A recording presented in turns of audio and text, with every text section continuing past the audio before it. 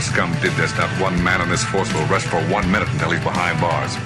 Now let's grab a bite to eat. Yeah, come on. I feel the hot wind on my shoulder and the touch of a world that is older. I hit the switch and check the number.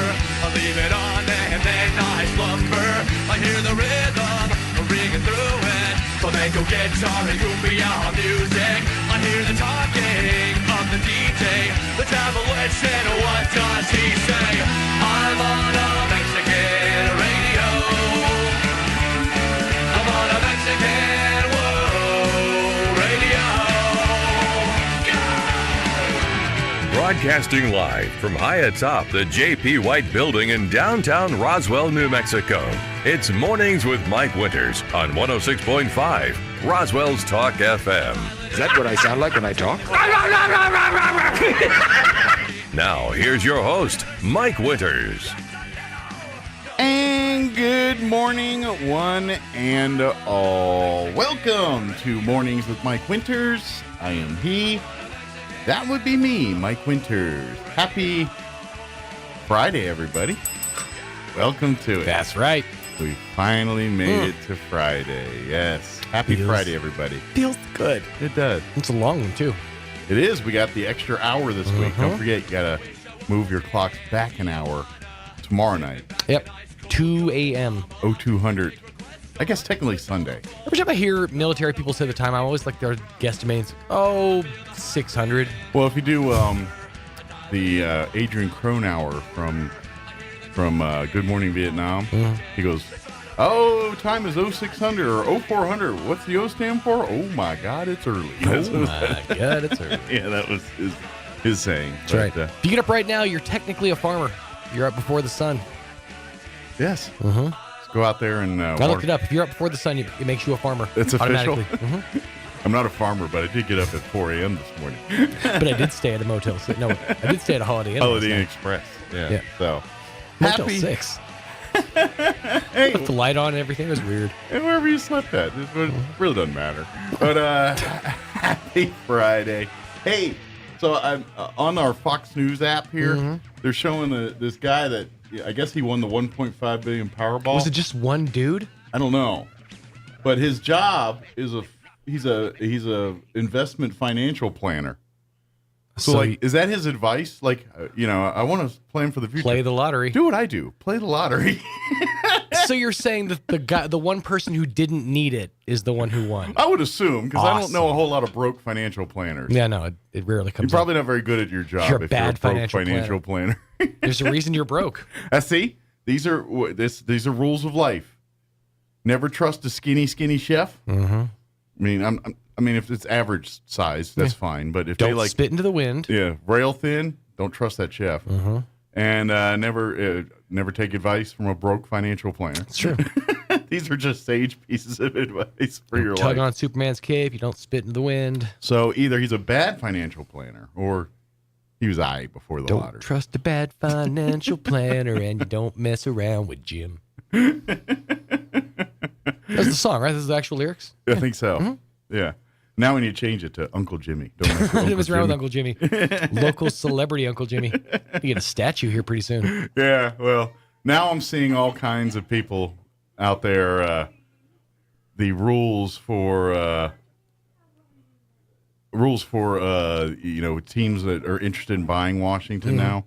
And of course, Bezos, his name. There's a half dozen names that keep popping up and all there. So Jay-Z, I even heard, is in the mix. So yeah. There was a random story I heard last week about somebody who was taken to the hospital, and they were taken to, and I'm not making this up, Zuckerberg Memorial Hospital. Apparently, Mark Zuckerberg bought a hospital. Well, good. I'm glad you're doing something with his money. He spent like a whole bunch of money and bought a hospital, so now it's Zuckerberg Memorial Hospital. That just feels wrong. I wonder if you check in through Facebook. When you You can sign in through Google, or you can check in through Facebook. Are they going to change the name to the hospital, like Meta Hospital? No, it's literally called the Zuckerberg Memorial Hospital. Or it's like Zuckerberg something hospital. I can't remember. I think it's Memorial. He's a billionaire, right? Mm-hmm. So I imagine in some point in our lives, we're going to see a lot more Zuckerberg buildings popping up over time. We barely heard about the hospital that Zuckerberg bought, but yet nobody will shut up about the Twitter that Elon bought. Just saying, obviously, some things take precedent.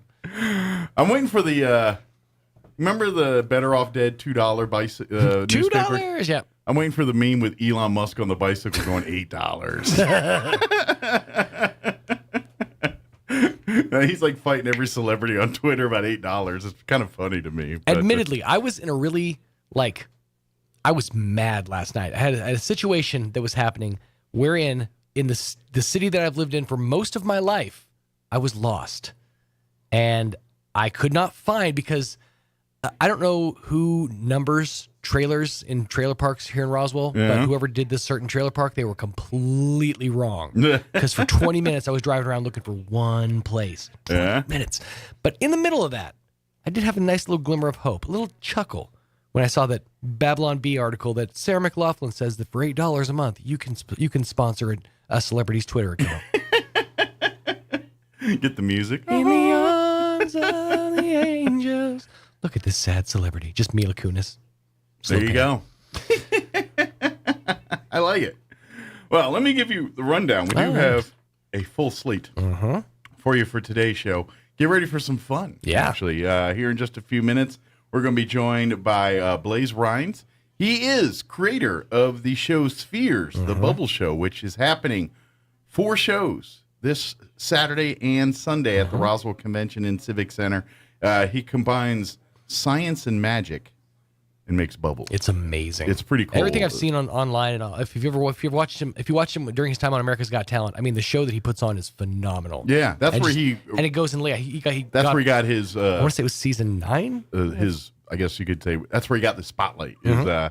Did he win, or was he just one of the? Don't know. See, I don't think that's just it. A lot. If you get in the top 5 or 10 or whatever it is, You won. Yeah, you got a show. You know, you can get a show. So what drives me nuts, when I was in Vegas, there was a certain act on AGT from a few years ago that absolutely infuriated me because I didn't get it. I understand it's not for me, but it didn't make sense to me. And the act was called Tape Face. Oh, I've seen this guy. Yeah, he just like tapes his eyes tapes open. over his. It's funny, whatever. He's got a show on the Strip in Vegas. I was walking down the street. I'm like, get your tickets now for Tape Face Live. I'm like, really? Does he have an endorsement deal from 3M or something? Or probably. No, he just wears so much plaid. The picture is just his face with an X taped over his mouth. That's his whole thing. Or the duck people. Yep. I think he's got like a NASCAR style jacket with like 3M and duck and gorilla tape. Yeah, big gorilla on the back. And then a tiny little one says super glue. Like, right? Crazy with a K on the arm.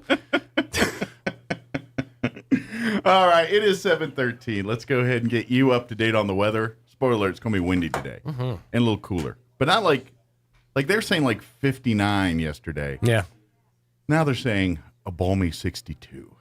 That's doable. Mentally, that does seem like a big difference. 59 and 62, even though it's 3 degrees. But in your head, 62 feels a lot warmer than 59. Hold on.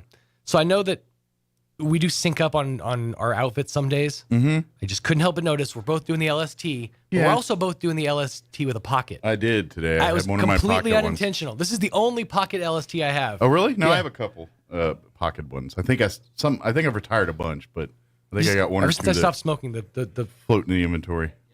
chest pocket seems redundant. Now I keep a small bird in there. Just a tiny bird. A little budgie. That's right. He peeks out from time to time. I feed him a worm. It is 7:14. Let's get you up to date on the weather.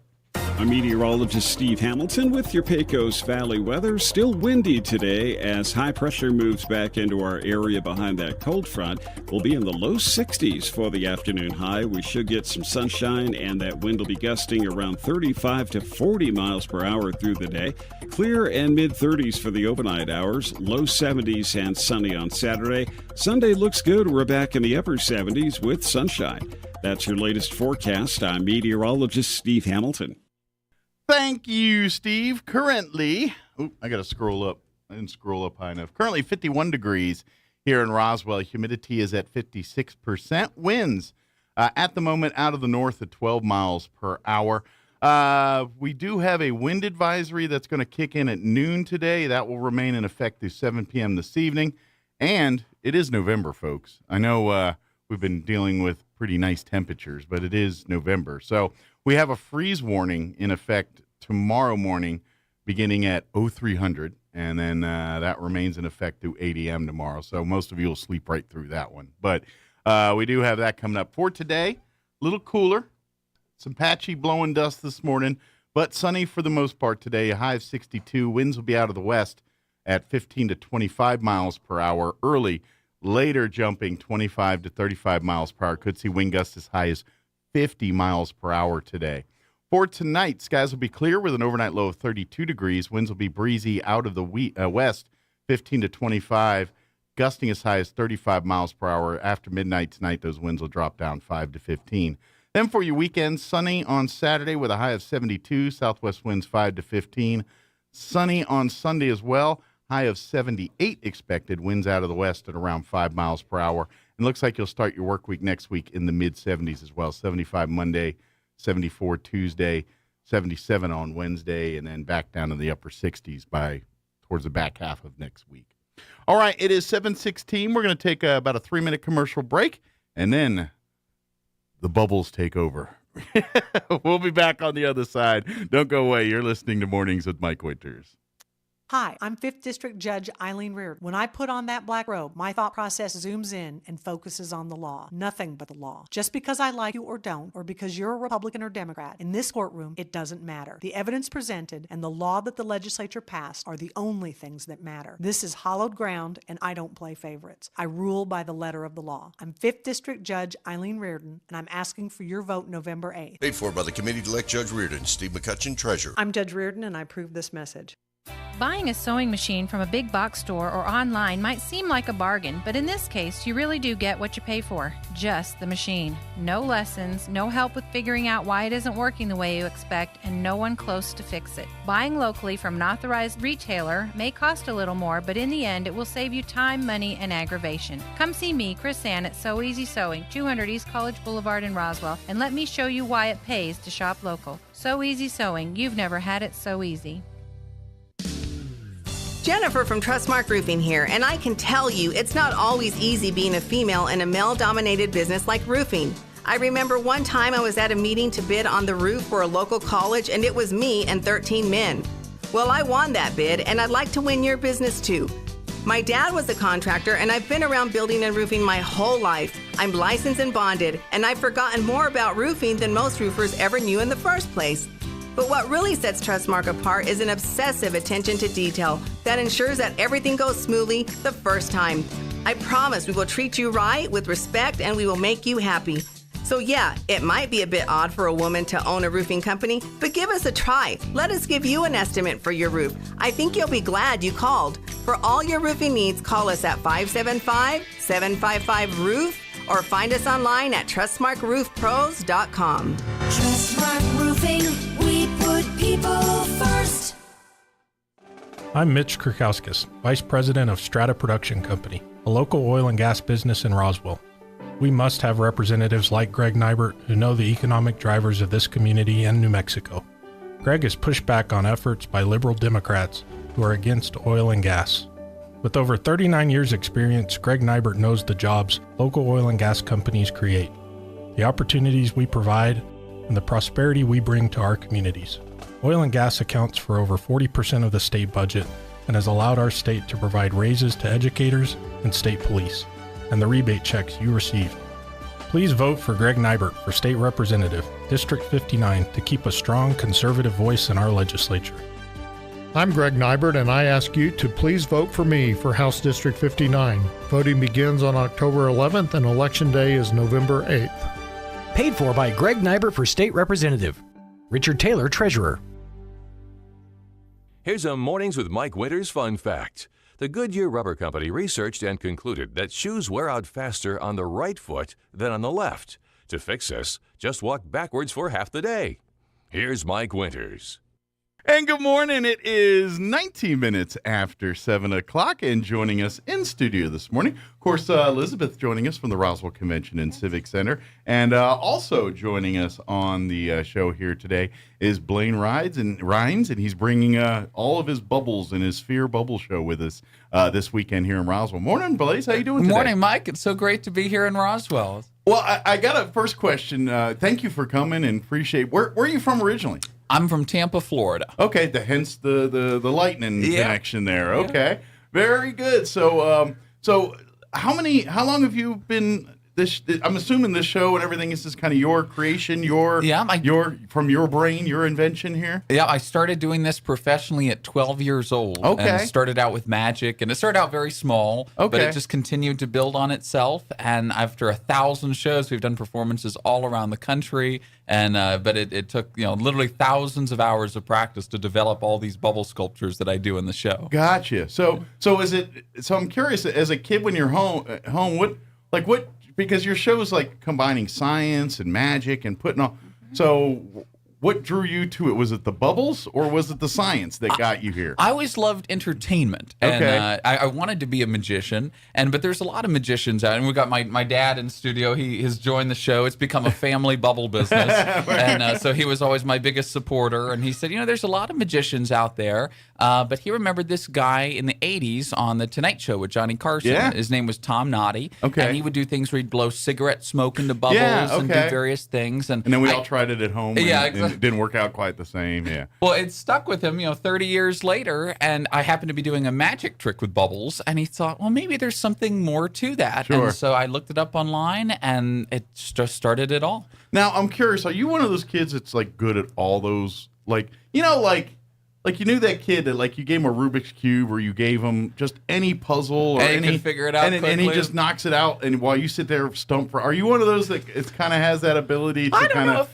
do those kinds of things? I do a lot of different things. I'm also when I started out, I did balloon twisting, in restaurants, and I'm also a juggler, and so I've tried to do jack of all trades, right? Gotcha. Different things. But the reason why I've landed on the bubbles is because it's so unique and so different. People have never seen it. Well, and there's so much you could probably do with it. Exactly. The possibilities are endless. I'm always coming up with new things every single day. So I'm guessing, and for folks, let me do the meat and potatoes here before you start getting, because I get into tangents. So let me invite folks first before we lose a couple people here and while they get off to work here. But the Spheres Bubble Show, there's going to be 4 different performances this weekend at the Roswell Convention and Civic Center, 2 o'clock and 5 o'clock this Saturday, tomorrow, and then Sunday at the Convention and Civic Center. If you go to holdmyticket.com, you can get tickets through there. If you're there, then you got to go through a little bit of a gauntlet.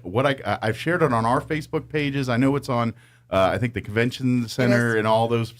If you just click on the event page there, you'll find a direct link to the Hold My Ticket. That way you don't have to search by event, and you just click the direct link. It'll take you there, and you can order as many tickets as you need for each show here. And we also have it on the homepage of our website, spheresbubbleshow.com. That way you can cut through all the other dots and dashes and things. Right. Will tickets be available at the door? Or is they will. Okay, so they will. So if you space out and don't get tickets or get in a bubble and your thoughts go off into a bubble somewhere and you forget. Yes, so tickets we'll end ticket sales on Hold My Ticket on Friday morning. Well, this morning I think around 10ish or so. Okay. And then they can come and purchase them at the convention center. Okay, so if you get them right now this morning, you're good to go. But if you wait till this afternoon, you're gonna have to wait till tomorrow and get them at the door there. Right, so, you'll have to get them at the door. Deal. And there are posters all around town. There's a QR code. They can just scan it. Yeah. It takes it directly to them. But if they go to Hold My Ticket, there's a little tab at the top. One says events, and then you tap it, and it'll go to shows. For some reason, it's showing up under shows instead of events. So if they just click it, they hit Roswell, then we would find it. Yeah, but it's also an event. That's right. So we're trying to make it as easy as we can. But yes, you can buy them at the door, and there's VIP tickets, which are really cool. You get to sit in the front and get to be put in a bubble. I was about to say the VIP, you get to go up on stage after the show and be put inside of a bubble. I put Tyra Banks inside of a bubble on America's Got Talent. Nice. Tons of other celebrities throughout the years, but it's a great photo opportunity. People can take their own pictures inside of a bubble. They also get a poncho. So because we use it's very interactive. Say you might need if you're in the VIP, you might need some more waterproof apparel. If you're up to the front, our show is very similar to Blue Man Group. Okay. But in our case, it's bubbles and foam that go out into the audience. And your dad would know this guy. I'm not sure if you're old enough, but there was a guy named Gallagher. With the watermelons. Absolutely. Same. And he had a brother too, and he tried to steal his act, Gallagher too. And matter of fact, this is getting shown, but yeah, his brother went by Gallagher too for a little while. And I remember I was in the Air Force, and I was stationed in Alamogordo, New Mexico. And there was a club there called Shooters. And sure enough, one night they had Gallagher 2 come in, and it was his brother who kind of looks just like him and stole. Matter of fact, I think Gallagher sued his brother over all of it. Wow. But yeah. Talking about family drama. Yeah, you don't have any brothers or sisters. No, I don't. I mean, okay, just child, checking.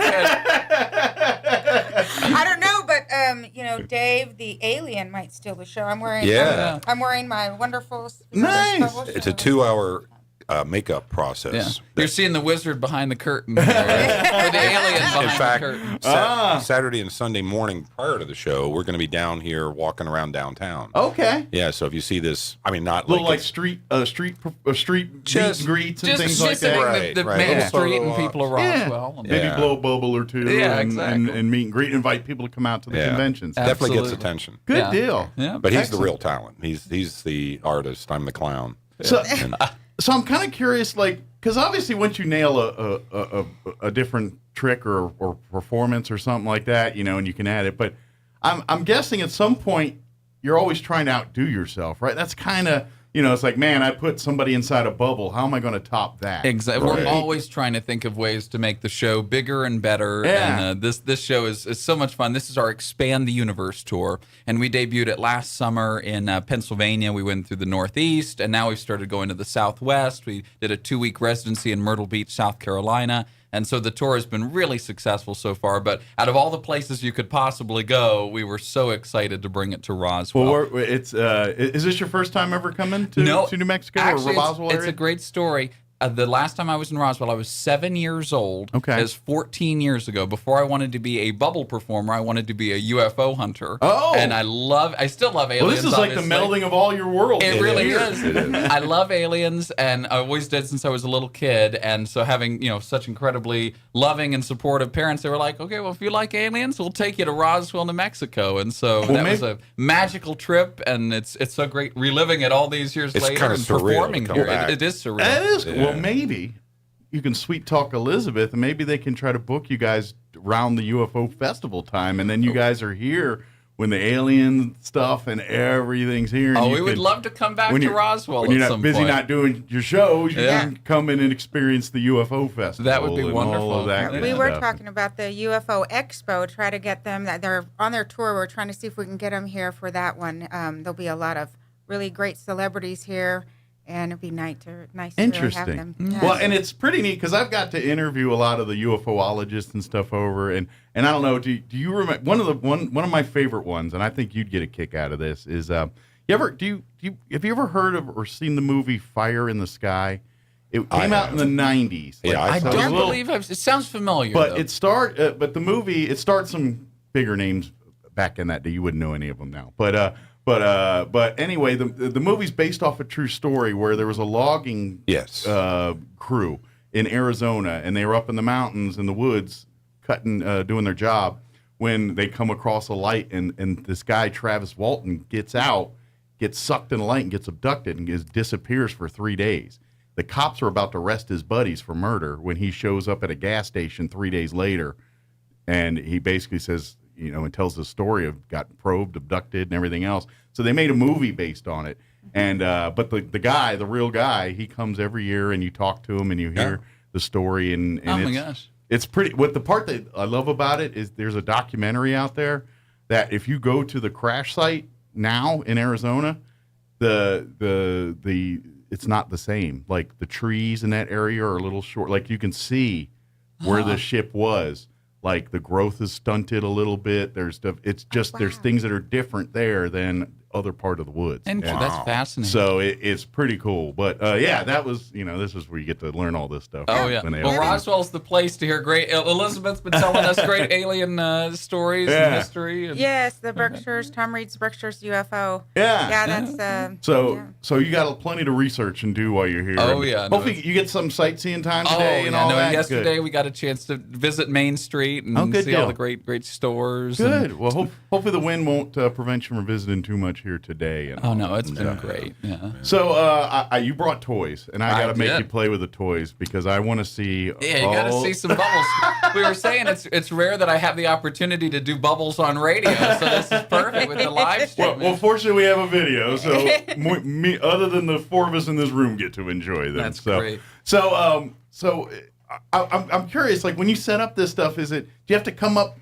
Like when you do the act, do you have to come up with a story to match the thing you're trying to achieve? Yeah, every trick has a different name, Sure. a different story behind it. Because like magicians, that's kind of, especially in, the way more modern magicians try to do their act, they attach a story, or it's almost like a drama within the trick as well. So I didn't know if you had to do some of that with the bubbles. Absolutely. Almost every effect has a story. Gotcha. Yeah. Okay. And or a process that it came, like a lot of times you stumble on things. Mm-hmm. It's like, wow, that's cool. How'd you do that? And, I don't know. Let me do that. And he eventually gets it. And we put names on it. A lot of trial and error. And Can you do, let me do the merry-go-round? Yeah, let me This try is a the merry-go-round. bubble. Okay. And that came, I'll talk because he can't talk and blow bubbles at the same time.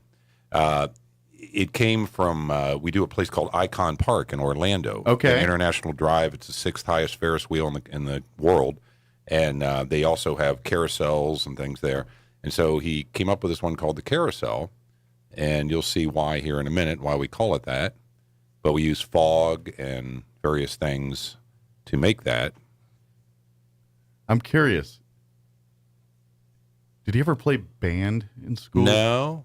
You had asked figure about you his need some background. I tried to expose him to, my background was athletics as a young guy, and he just never cared about it. How cool is that? Now watch this. Where'd the smoke come from? I missed the smoke. He's he's making it with the machine. How cool is that? Now, you don't have your other one, so you can't turn it sideways. But if you turn that sideways, it becomes the You Ferris call it wheel. the Ferris wheel. Oh, cool. How cool is that? Don't blow on his equipment here. That's all right. You got to pop it, Mike. Yeah. There you go.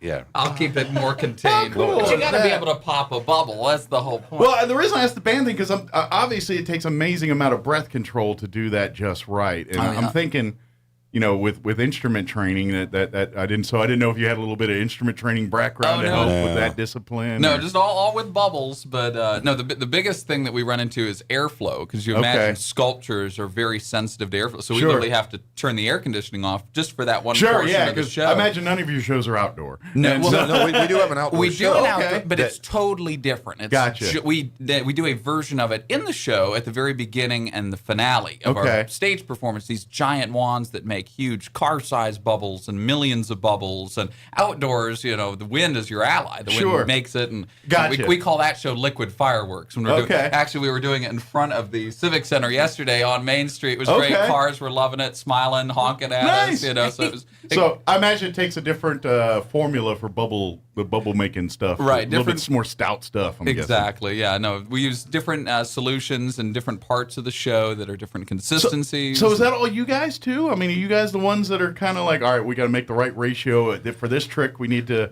You know what I mean? Is that's where a lot of the science comes in, is probably the ratios of your exactly, and we use things like distilled water that is sometimes hard to get. Like in our area, we had the hurricane come in not too long ago. That's and we had shows booked. Did you guys fare off from that? I didn't think about to ask. We're in Tampa, and it was like a bowling to come book. right It was through going to us, come right through. But no, we were very fortunate ourselves. But he had a big bubble. He blew it just like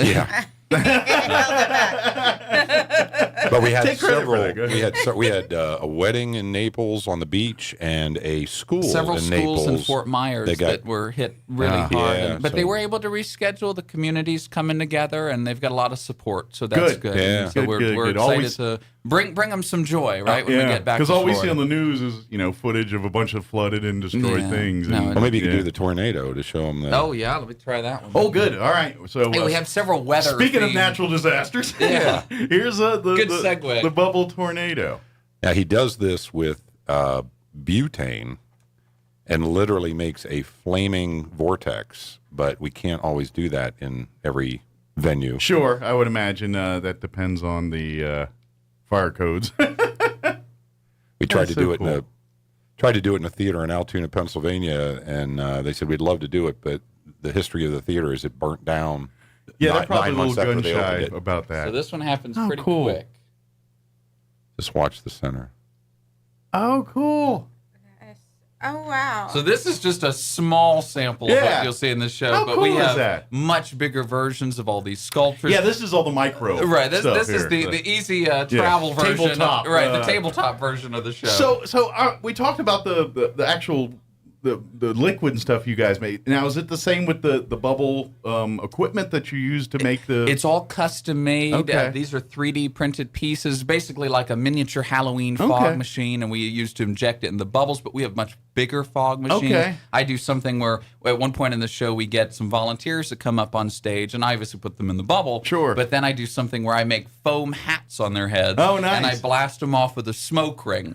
So there's all sorts of cool stuff that we do beyond the sculptures. I do this thing called the bubble wall, which is a giant film. It looks like a big window pane of bubble solution, and we put lights and our lasers on it, and it reflects the lights and lasers, and it's otherworldly. No pun intended, but it's really quite cool. That is cool. So now I'm curious, like how do you come up with the ideas for these? Is it out of your brain? Is it a collaboration with your family or friends? Just trial and error and practice, and we brainstorm ideas all the time, back and forth. And I'm the king of PVC. Yeah. Okay. And so are you kind of the engineer or the builder behind he it? builds a lot of the equipment. Okay. Yeah.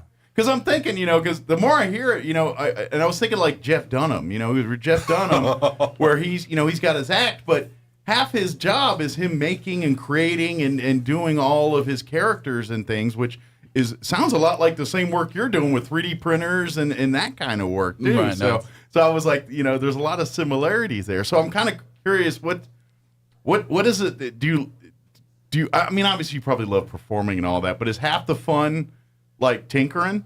A lot of it. I mean, I love what I do, right? Yeah. There's never a dull moment, and it's so fun to experiment with new ideas. And we just recently, within the last year or so, we've added this foam cannon to the show. It's just the very finale. We've got our alien Z comes out and blasts the crowd with foam. And Sure. So new elements are always fun to play with. It takes a lot of work to figure it out and rehearse and get those, we have to refine things to make sure they're good enough to put into the show. Sure. And but when they get to that point, it's always exciting to see the audience reaction to it, a new element of the show. And that's where I was going next. I'm like, is there like in your mind, or is there in your memories like a reaction that you got from the audience that just kind of stuck with you, or like because like for instance, more like than I can count.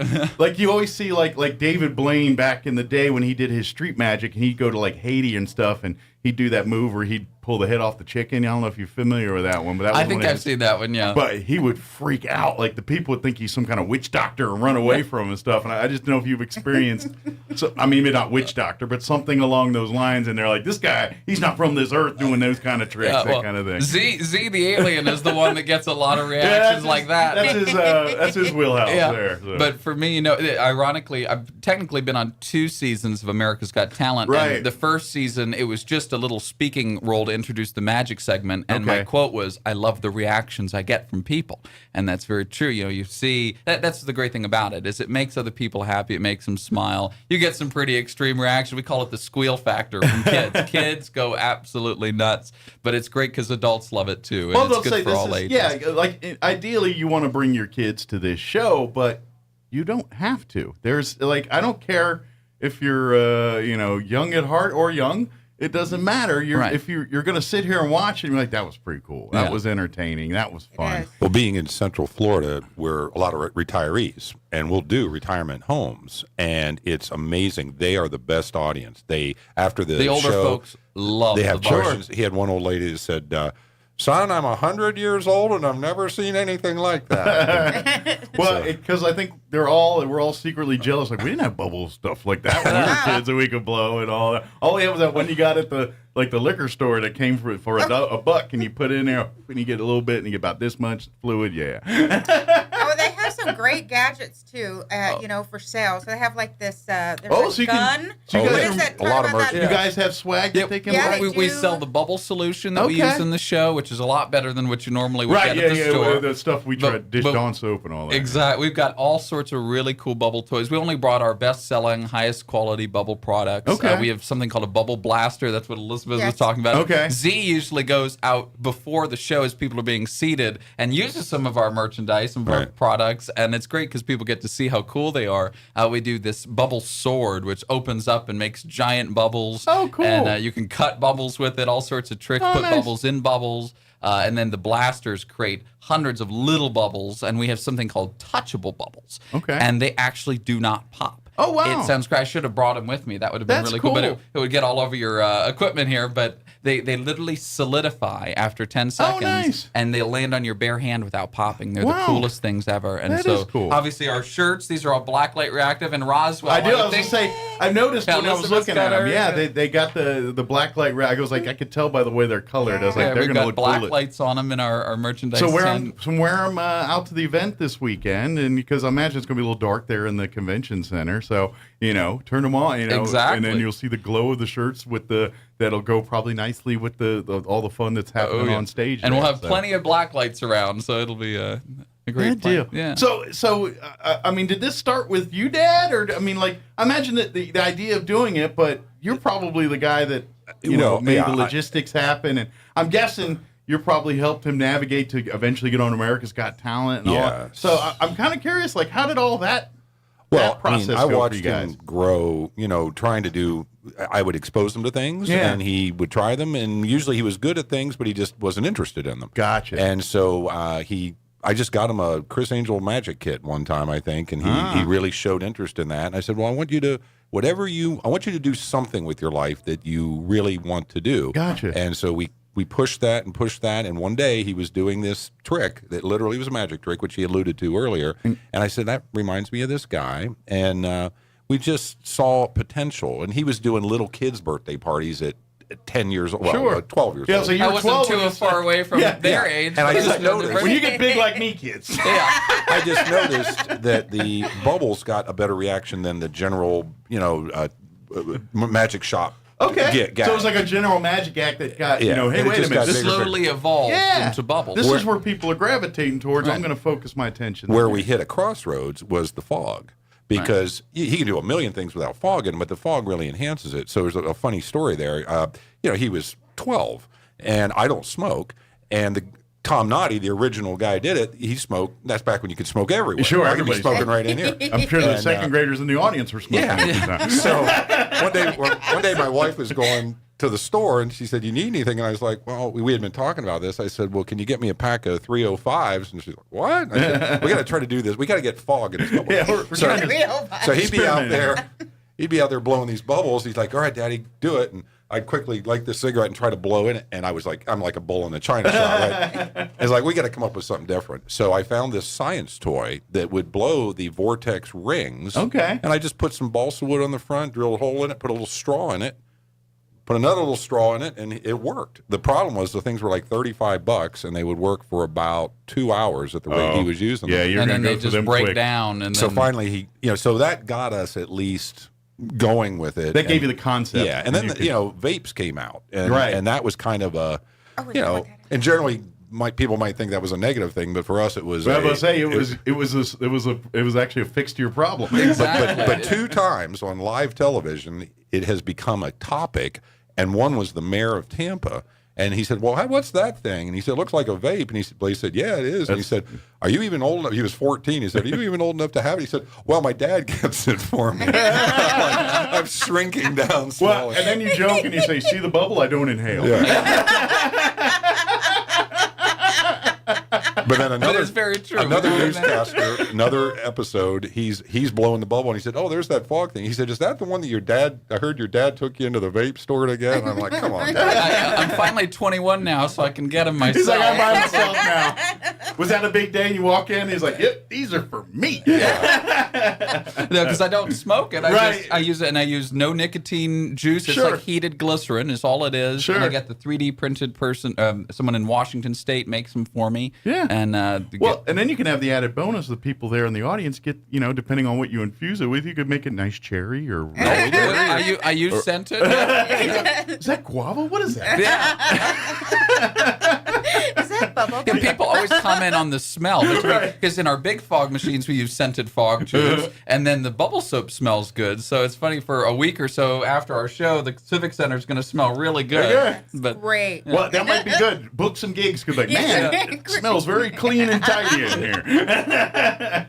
Very cool. But if you're just tuning in, come on out and check out the Spheres Bubble Show. You've got 4 shows coming up this weekend, tomorrow and Sunday, 2 o'clock and 5 p.m. at the Roswell Convention and Civic Center. You can go to holdmyticket.com right now and get tickets till about 10:30 this morning or so.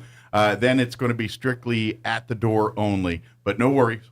Good news is Convention Center is pretty big, so we can fit a lot of people in there. So we'll get you in there, and don't worry. Whether you're in the very back or the very front, I'm sure Blaze here will make sure you can see all the cool bubble the things, and don't forget, get the VIP tickets. Give out the ticket prices again, Elizabeth. So the VIP tickets are $25 each, and you buy them in sets of 2. Okay. They have them, and then the general admission tickets are $15. Very good. And get them online before 10 o'clock this morning here at holdmyticket.com, or go to pretty much everybody's Facebook, our Facebook, the Convention Center's Facebook. Look for Spheres Bubble Show Facebook. Any of those will have a direct link to the Hold My Ticket if you want to do that. But if you don't want to do any of that, just come on out at 2 or 5 tomorrow or Sunday and get your tickets at the door, get you a good seat, and get the VIPs. I imagine they're going to sell quick. So if you don't go online and get your VIPs, you might want to be there first in line, because I imagine they're going to sell first, whatever. If there's going to be anybody available. Those are the ones that have been going. Yeah, and so if there's even going to be available for when you get there. But so just do yourself a favor, go to the Hold My Ticket this morning while you're here, or when you get to wherever you're going to, and get your tickets. That way you can come, and it'll be like we'll call you, pick it up when you get there, and come on in and enjoy the convention center, enjoy the show. Yes. So. And it's for all ages, so don't think if you don't have kids you can't come, because I totally enjoyed it yesterday when they were practicing. They did this.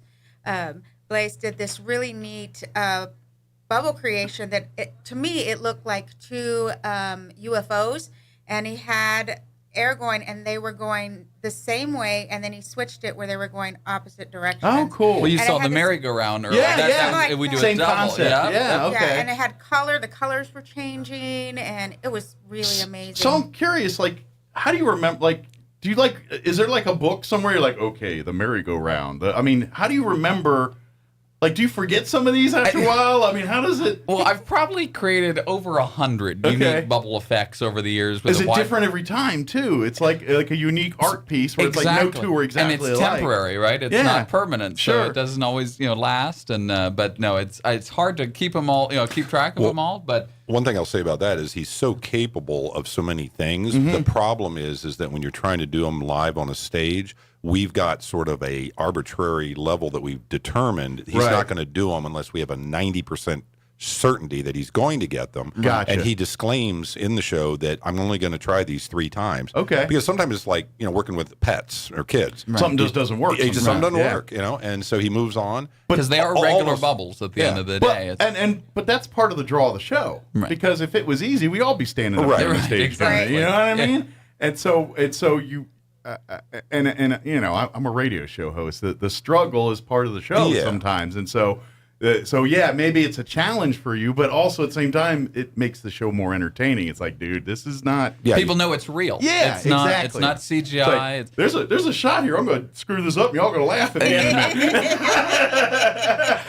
But it's funny. It's so unusual, and people have never seen anything like it, that sometimes I'll make mistakes, and the audience still applauds. They think it's part of the show. And, but no, we just go with it. That's the beauty of live performance. You just take a bow and roll. And the bubbles sometimes do things that amaze me. That things will happen that I didn't intend to do that are really cool looking, and so they have a mind of their own for sure. Absolutely. Yeah. So I'm curious, what's the future of this for you? What do you want to keep this show and grow it? Do you want to? Does it want to evolve at some point to something different? What's your plans or your dreams for this? Well, the ultimate goal is we'd love to have a permanent show somewhere, and like a showcase in Vegas or something, like Vegas, Terry Fader or something like that. Or Orlando. We've talked about Orlando. That'd be nice, closer to home, close to us, exactly. And Talk to the Disney folks. In the meantime, we're just going around, and we love doing this Expand the Universe tour. We're seeing new parts of the country, and it's just fun being on the road. Yeah, we went to we started in Beaumont, Texas, and then Columbus, Texas, and then Santa Fe, and then back, and now here. Okay. And so where do you guys head after this? Home. After this, we go back to Tampa, and I've got a lot of shows in Central Florida. But our next big Expand the Universe tour show is at the Museum of Discovery and Science in Fort Lauderdale. Okay. And so that'll be a lot of fun. Nice. And but we've got a The lot Florida of Aquarium, we're doing the Clearwater Aquarium. Marine Aquarium and the Florida Aquarium when we get back around the holidays. They love having us there. 'Cause Yeah. the aquariums are a perfect venue for us. Bubbles and I will say, it kind of feels like there's a synergy there. Yes, a little bit. absolutely. Yeah. It's like, And the Lightning, we were Super Bowl 55 approved entertainers. Oh, and, okay. it got a little tight with COVID, but we were outside the stadium doing the big. But we've done bubbles giant for the bubbles. Buccaneers and the That's Lightning, cool. when they were in the Stanley Cup playoffs. And so it's, Did you meet Tom Brady? No, or- I didn't get to. I wish. Yeah, put him in a Yeah, bubble. I was That'd be gonna fun. say, Yeah. And I'm sure there's a lot of Tampa One Bay of fans these that want you to days. put him in a bubble. Yeah. Like, keep him around. Yeah. Need him in the bubble. We'll cut him some slack when Yeah, the Super Bowl. There you go.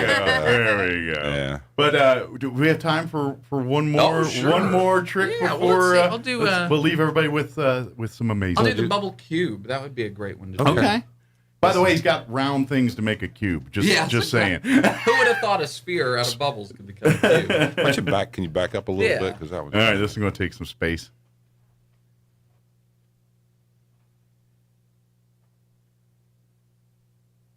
Got real quiet. Yeah, we're all watching. Like We're afraid to I forgot it's a breathe. radio form, but I'm kind of mesmerized by the bubbles. How cool is that?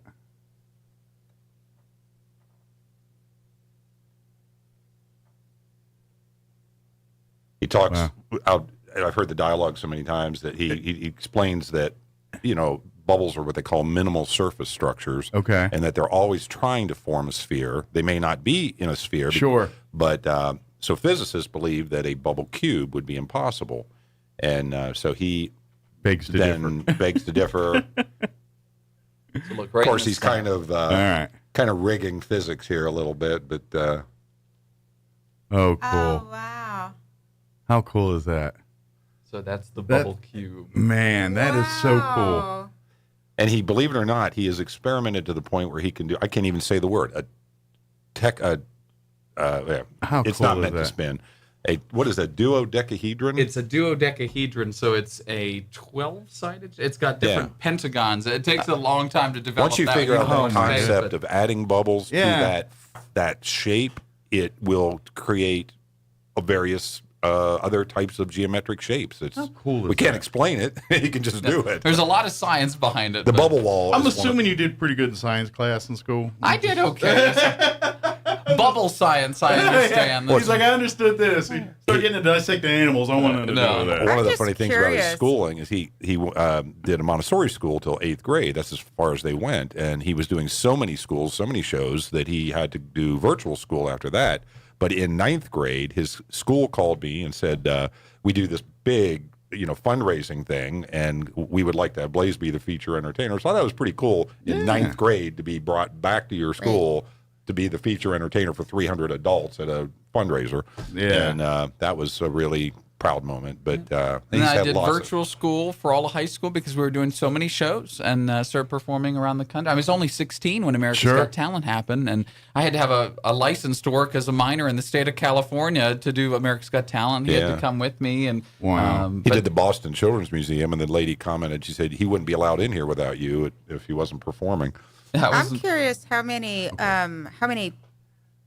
attendees at your show go home and then try to work really hard to replicate what you're doing and can't get it done, because it's such a talent.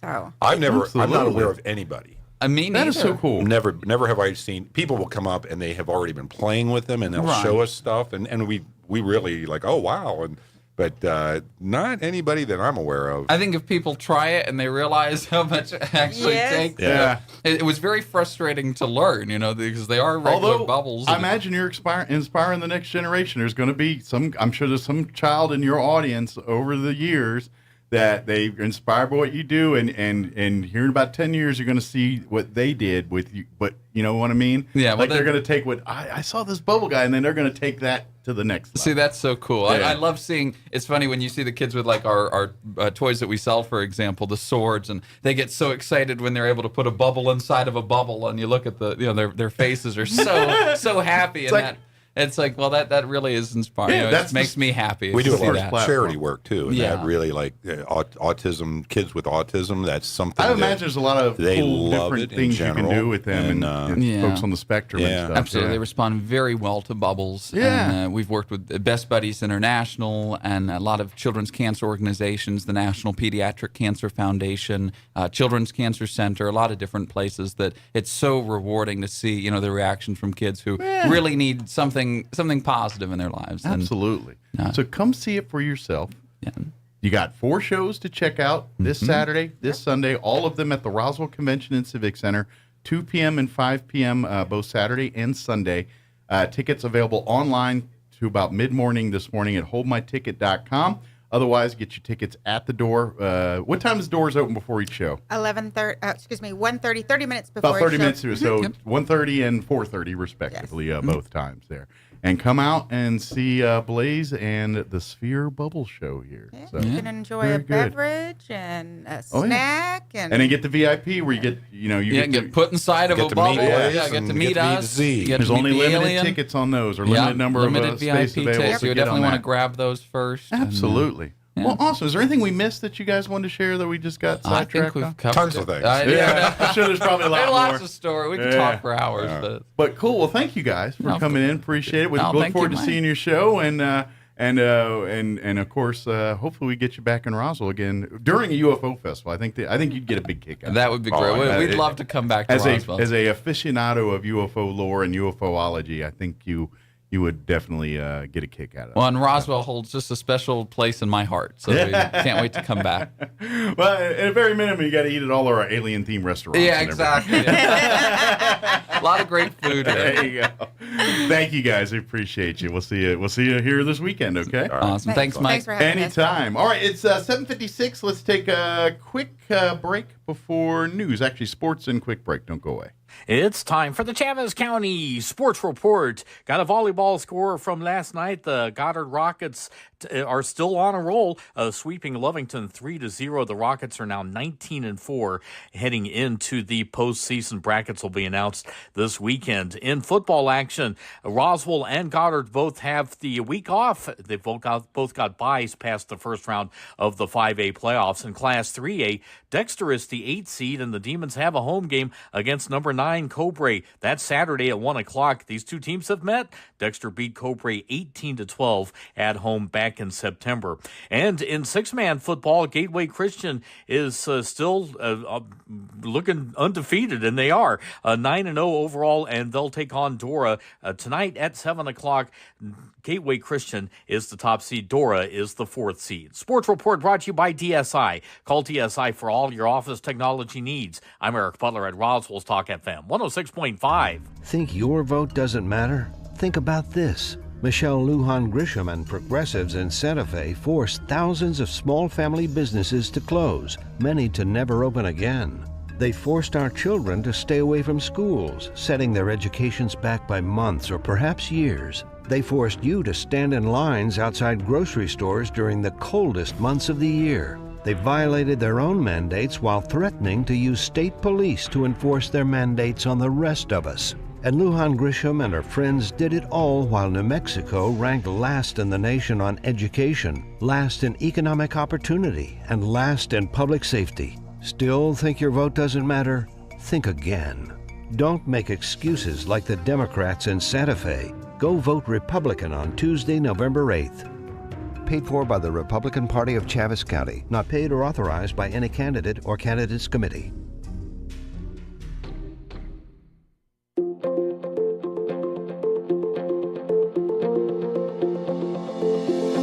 A comedian once said, "No one can tell me anything, not even myself."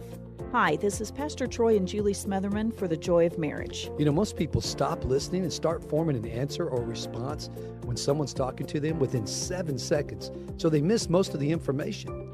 John 10:27 says, "My sheep listen to my voice. I know them, and they follow me."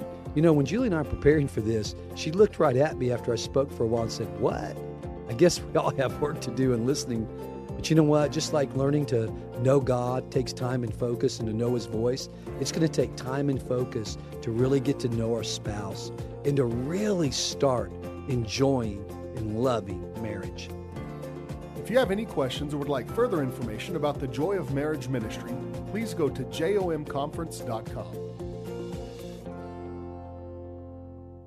This is Larry Marker, independent write-in candidate for Commissioner of Public Lands. Together, we can take back our public lands while preserving the integrity of your vote. It's easy to vote for Larry Marker. On your ballot, go to the space provided for declared write-in candidate. It's under the heading Commissioner of Public Lands. Mark the oval and write in Larry Marker. Together, we can take back our public lands and preserve the integrity of your vote. Go to LarryMarker.com for more information. Thank you. Larry Marker, independent write-in candidate for Commissioner of Public Lands. Paid for by the Friends of Larry Marker.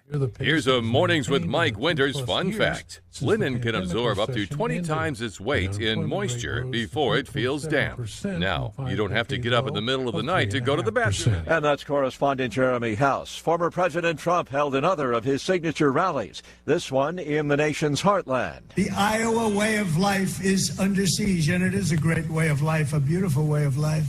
Biden and the far-left lunatics are waging war on Iowa farmers, crushing American energy, attacking Iowa ethanol, and strangling Iowa families with soaring prices. Applause breaking out when Mr. Trump declared there has never been a president that has been better to the farmers or better to Iowa than Trump.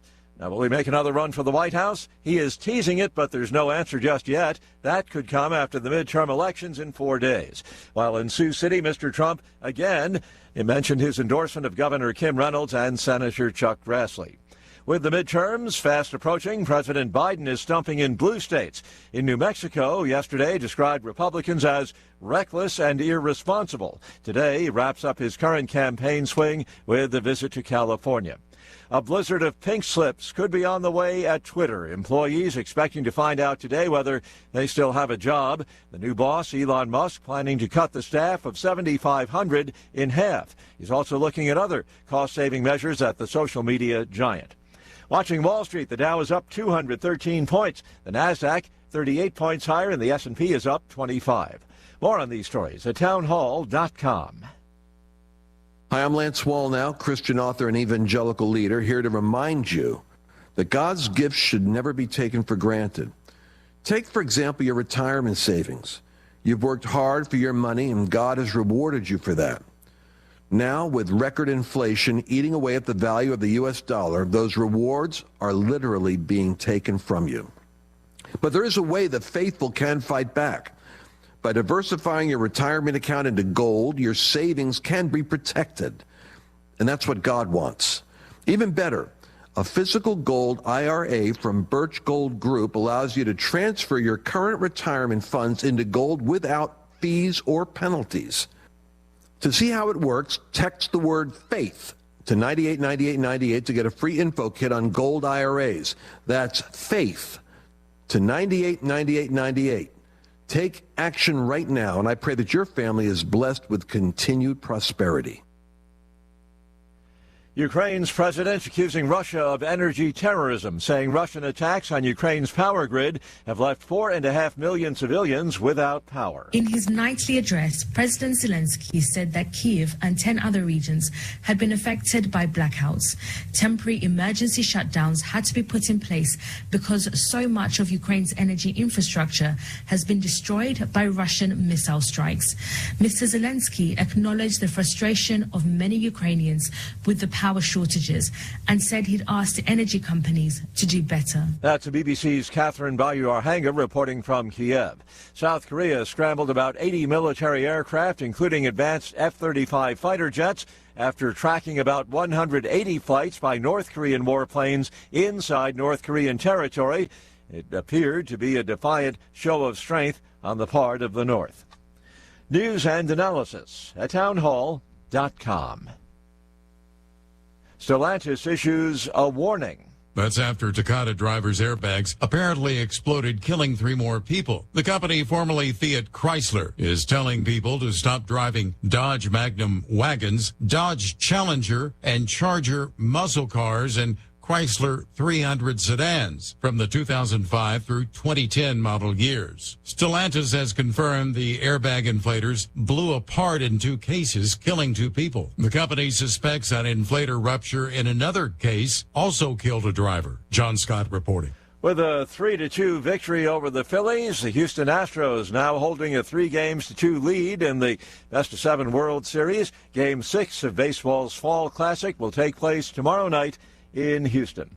On Wall Street, the Dow is up more than 210 points, while the Nasdaq is ahead 38 points. More on these stories at townhall.com.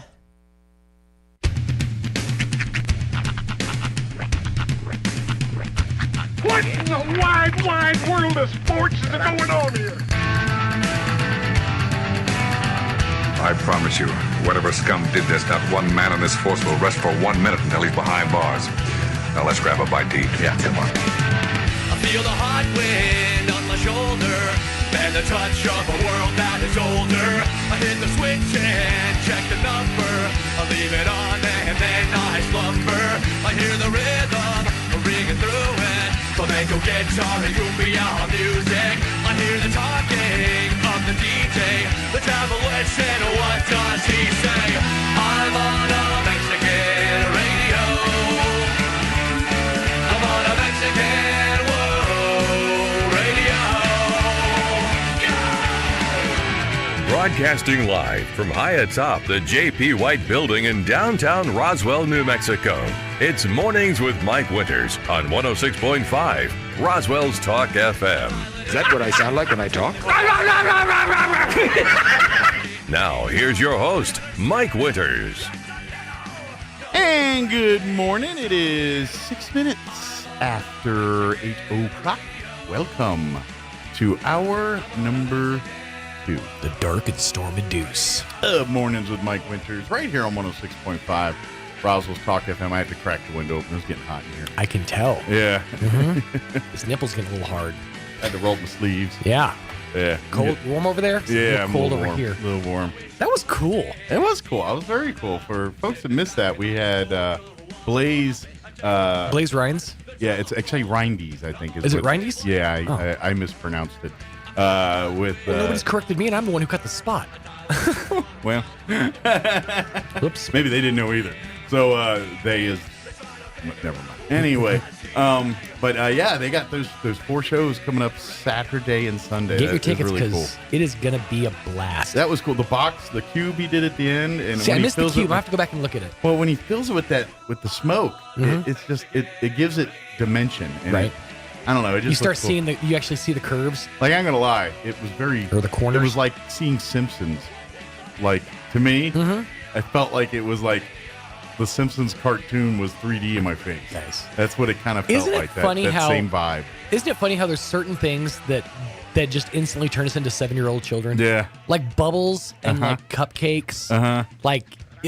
And a good well-timed fart. A really well-placed fart. Absolutely. Absolutely. Yep. It just instantly takes you right back to childhood. It's funny you mentioned the well-placed fart. So, I don't know if I mentioned this to you on the air, but I was walking through Walmart, right? It was me and my kids, and I'm going through an aisle, and I figured there was nobody around. I'm kind of in the back area where there's nobody, so I figured, okay, nobody around, a little pressure. I think maybe I can pop off a little sneaky squeaker, you know, just a little silent but deadly right action. SPD. So, I cut one and then proceeded to leave the scene of the crime, forgetting that my daughter was behind me. Oh, you just crop dusted your daughter? At eye level, essentially. And because subtlety is not my daughter's strong suit, in the middle of Walmart, right next to the eggs, by the way, she screams out, "Ew, Dad, you farted!" I mean, as loud as she possibly could. Instantly, my face just beat red. I'm like, "No, I didn't." And I those are other people, kids. Slipped off into the paper plates. Well, I don't know if I've told this story on the radio here before, but I will tell it real quick. When I was a teenager, I was in the Boy Scouts, and during the Christmas season, our Boy Scout troop would sell Christmas trees. Mm-hmm. We had a little stand, and we had, a couple of these years we had hundreds of trees out there, so it was a bunch. And so I was probably around 12, 13 maybe. Okay. My brother, about 8, somewhere. He's about 5 years younger, so I'm in that ballpark, around 8. Mm-hmm. So a customer came to want to buy a tree, and I'm walking around with them, hey, check this tree, can I see that one? Doing the salesman. Yeah, doing the thing. Well, my brother was playing, and he was hiding in the trees, amongst the trees. Mm-hmm. So we're walking past this aisle of trees, and they're kind of leaning. You can't see nothing. They're just kind of all there. And so all of a sudden you hear this. And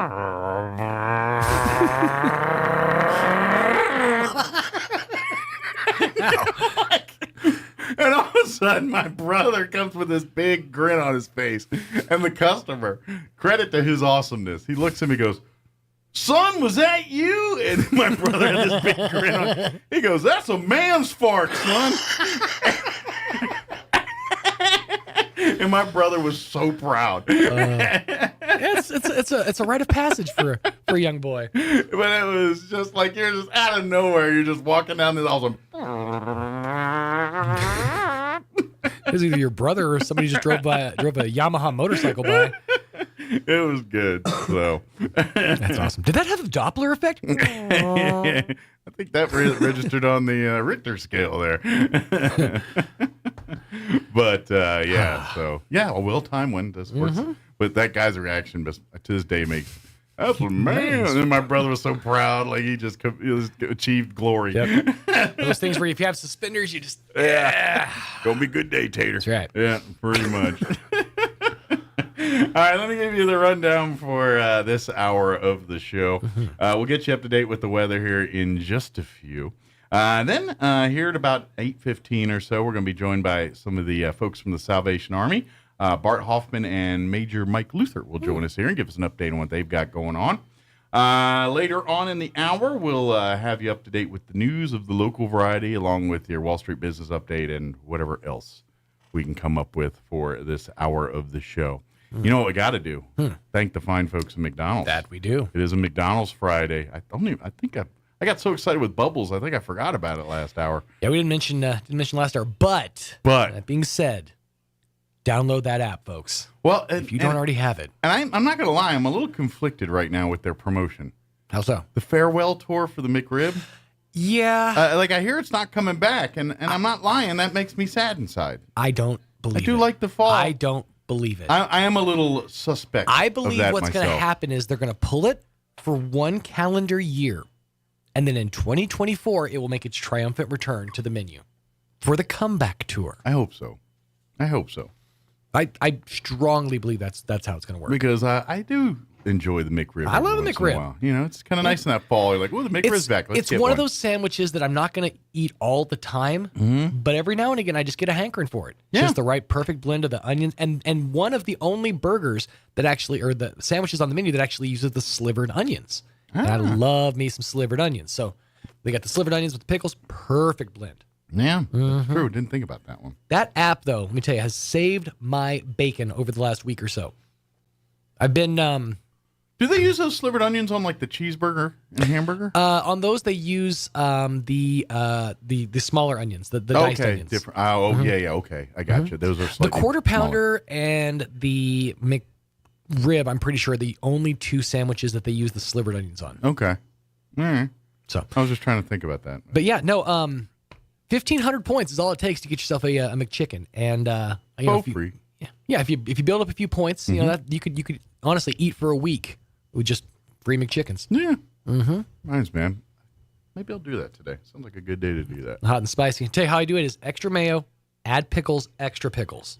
It kind of knocks it up a notch and makes it more fancy. That's a lot of pickles. It's a lot of pickles. Yeah. Well pickled. But yes, download that app, utilize it today, and thank you to McDonald's for always sponsoring my Cook's Hero. You know what? That's been one of the greatest advancements in McDonald's science. or menudom I would is agree. the adding of the Coke Zero. That's a game changer for me. And they don't like to play around with their fountain because they've gotten it down to such a science that they don't really like to play with the formula that works for them. So for them to take the step to add Coke Zero, it's a big step for McDonald's. Well, I appreciate it. Absolutely. And I know the world does too. It's a step in the right direction. I'm kind of wanting a quarter pounder. Something about the onions got me. Made fresh to order. Yeah, might be lunch today. All right, it is 8:14. Let's take a look at your weather. It's blowing in as we speak. The weather. Enjoy. I'm meteorologist Steve Hamilton with your Pecos Valley weather. Still windy today as high pressure moves back into our area behind that cold front. We'll be in the low 60s for the afternoon high. We should get some sunshine, and that wind will be gusting around 35 to 40 miles per hour through the day. Clear and mid-30s for the overnight hours. Low 70s and sunny on Saturday. Sunday looks good. We're back in the upper 70s with sunshine. That's your latest forecast. I'm meteorologist Steve Hamilton. Thank you, Steve. Currently 49 degrees and overcast here in Roswell. Humidity is at 44%. Winds says out of the north at 13. Feels like it's blowing a little hard of that at the moment, and it will. We do have a wind advisory that's going to kick in at noon today, and that will remain in effect through 7 p.m. this evening.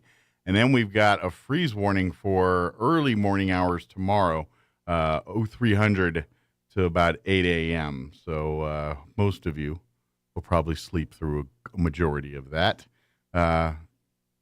Being a Saturday morning, I'll get sleep in for many. But it's going to be there. And then for today, we're going to look at patchy blowing dust. This wind's going to be picking that up. The wind from yesterday, too, and bringing in the cooler temperatures. We're only going to be in the 60s today. Sunny, 62 eventually. Sunny and 62. Winds will be windy out of the west, 15 to 25. Later in the day, increasing 25 to 35, gusting as high as 50 miles per hour this afternoon. For tonight, skies will be clear with an overnight low of 32 degrees. Winds will remain breezy out of the west, 15 to 25 miles per hour, gusting as high as 35. They'll drop down to 5 to 15 after midnight tonight. For your Saturday, sunny skies. Fortunately, the colder temps are short-lived because we'll be back up into the low 70s tomorrow. Sunny, 72 for a high. Winds much calmer out of the southwest, 5 to 15 miles per hour. Tomorrow night, mostly clear. Overnight low of 42 with west winds 5 to 10. And then Sunday, sunny, 78 for a high. West winds at around 5 miles per hour. Looks like next week, too, we're going to be in the mid-70s. 75 Monday, 74 Tuesday, 77 on Wednesday. So not too bad. All right, it is 17 minutes after 8 o'clock. We're going to take a 3.5-minute commercial break, and then we'll talk with the folks from the Salvation Army on the other side. Don't go away. You're listening to Mornings with Mike Winters. If a sports injury is keeping you from the physical activities you love, the sports medicine team at Artesia General Hospital can help. Their orthopedic specialists and physical therapists work closely with you throughout diagnosis and treatment. No matter the injury, from ACL injuries, golfers and tennis elbow to foot and ankle pain, they'll get you back in the game. Appointments are available in Artesia or Carlsbad. Request an appointment at artesiageneral.com/sports. You're invited to the annual Veterans Day Parade and Celebration, Saturday, November 12th, beginning at 9 a.m. on the Chavez County Courthouse lawn. Featuring guest speakers Sean Nicholson, music from Matt Miller and Tom Blake, and the laying of the wreaths by the Cub Scouts. The parade begins at 10 a.m. and moves north from the courthouse to the Wool Bowl. And enjoy special displays and food vendors after the parade in the Wool Bowl parking lot. To be a part of the event, contact Stephen Lee with the American Legion at 720-272-1455. Join us Saturday, November 12th, 9 a.m. on the Chavez County Courthouse lawn. Sponsored by Roswell Ford. Pressure Services LLC in Artesia has immediate openings for experienced vacuum truck, kill truck, and hydrovac operators. Operators must hold a Class A CDL or Class D CDL, at least 2 years of experience, and be at least 25 years of age. All positions require a clean driving record and must be able to pass a DOT drug and alcohol screen. Pressure Services offers great pay with IRA benefits and employer contributions toward health benefits. Please apply in person at 402 West Main in Artesia, inside the the Ed Safety Facility, equal opportunity employer. Tabosa Developmental Services wants you to be a part of their team. Roswell area applicants are needed for direct support professionals. No experience is necessary with on-the-job training. Get paid while you learn. A variety of shifts are available. Must be 18 with a valid driver's license and a high school diploma or GED. To learn more about a career with Tabosa Developmental Services, call 575-624-1025 or visit online at trytabosa.org. Tabosa Developmental Services is an equal opportunity employer. When you choose your doctor, do you make that decision based on political affiliation? Of course not. You base your decision on competence, knowledge, and experience. Same for a district judge. Do your homework. Check qualifications. There's only one clear choice. That's why Republicans and Democrats are pulling together to elect Judge Eileen Reardon, 5th District Judge, Division I, Chavez, Lee, and Eddy County. Experience, fair, vote Judge Eileen Reardon. Paid for by the Committee to elect Judge Eileen Reardon, Steve McCutcheon, Treasurer. I'm Judge Reardon, and I approve this message. How often do you think your way is the best way? Every time, right? How often do you find out that your way isn't the best way, but you keep trying to make it right even when you know it isn't? More than we would like to admit, don't you agree? In Proverbs 3, Solomon says, "Trust in the Lord with all your heart, and lean not on your own understanding. In all your ways submit to him, and he will make your paths straight." Have you been relying on your own wisdom to live your life, but things just don't seem to be going very well? Are you lacking peace and contentment in your life? Maybe it's time to look to the Lord's wisdom to guide your life instead of your own. I'm not saying your life will be perfect when you follow Jesus, but you can find peace and contentment no matter what the circumstance. He leads you in the right way when you follow him every time. And even when life is hard, he will give you the strength and love to make it through. Join us at the Country Club Road Church of Christ for worship at 10 a.m. on Sunday, located on the corner of Country Club and Washington in Roswell. Here's a Mornings with Mike Winters fun fact.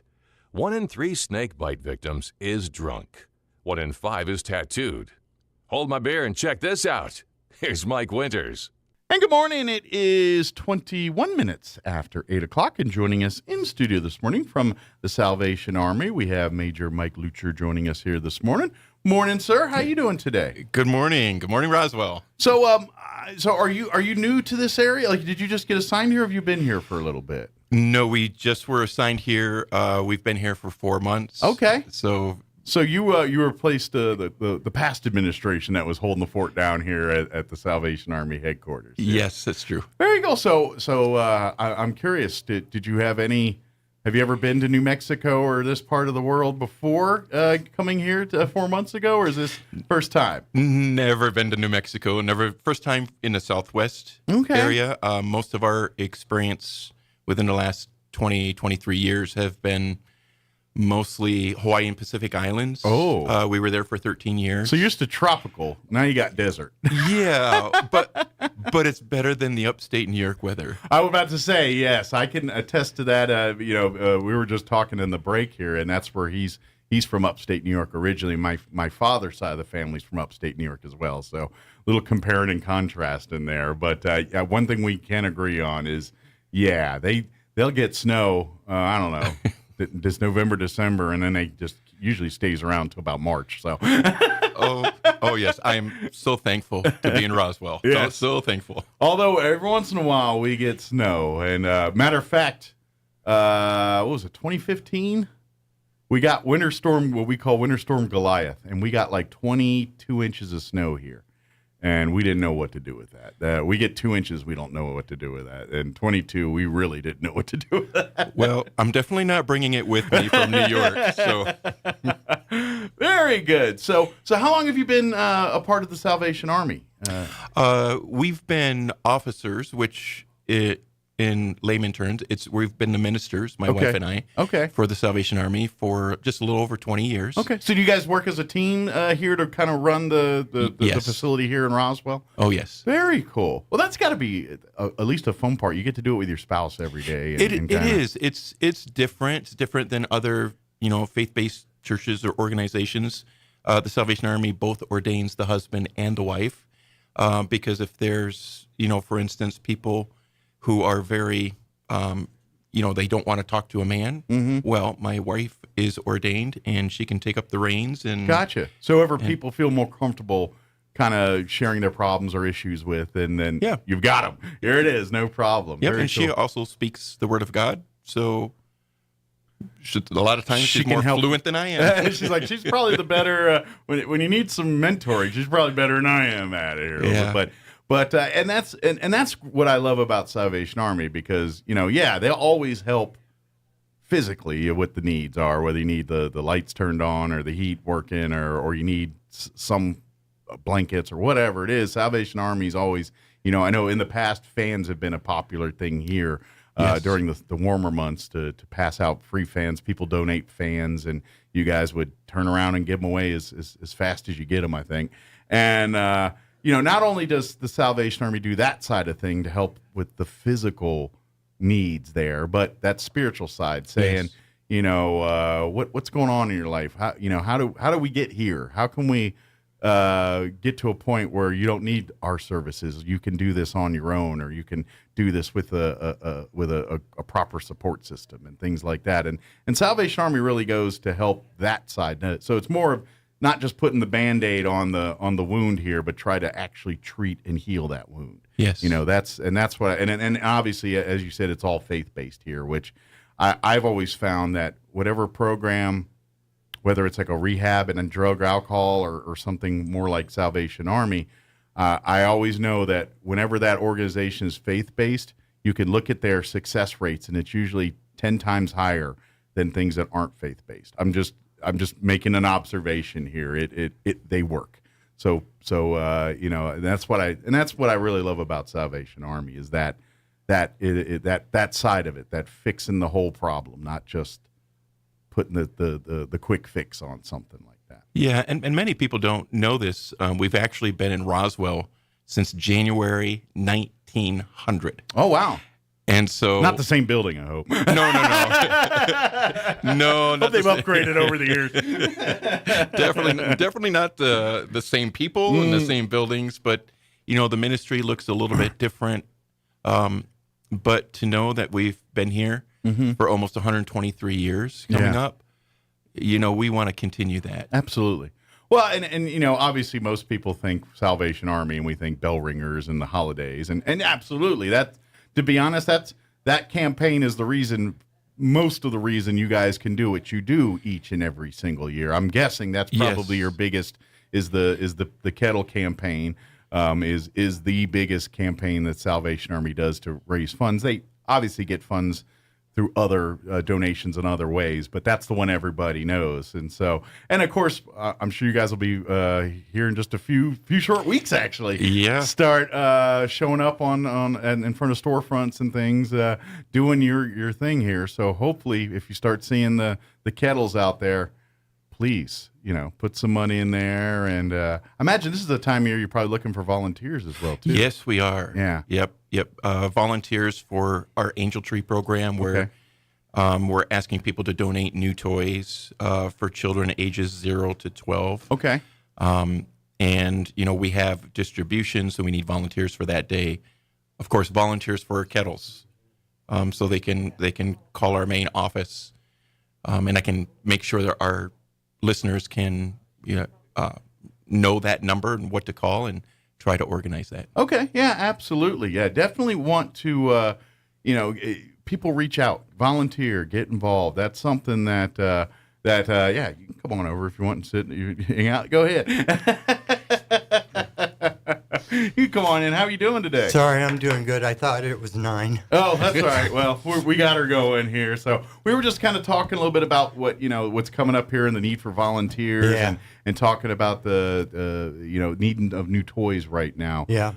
That's a big one. If you can, and don't forget Unwrapped, because they need to know if it's appropriate for a girl or boy, if it's an older or something that's more of like a toddler or something like that. But if you can want to donate, this is now the time to maybe start collecting those as you're hitting the stores here, doing your own shopping, and maybe pick up an extra toy or two and drop it off at the Salvation Army if you be so kind. That would be a good thing. Yes. And but I imagine because you guys help with any other way, can people drop off other items too, or are you just looking for toys right now? If people have like clothing or blankets or any of these types of?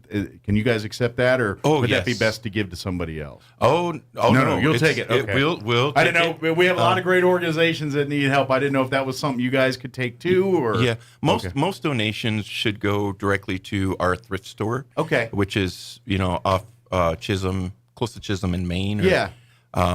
And that would be the best place. And our food bank is right behind the thrift store. Okay. So if you want to drop off canned goods and non-perishables. Yes, canned goods. And then if there's something that should go to the food bank that shouldn't belong to the thrift store, they can easily transfer it over to the next building. Yeah, they'll find the place it needs to go and get to the people that need it. Yes. And of course that those places stay open because of the generosity of the community. I mean, yeah, you guys work hard to try to reach out and meet the needs of that, but at the end of the day, without people donating and volunteering, there wouldn't be anything in those stores to give to people in need. So, and I know we're getting into the holiday season where demand goes way up.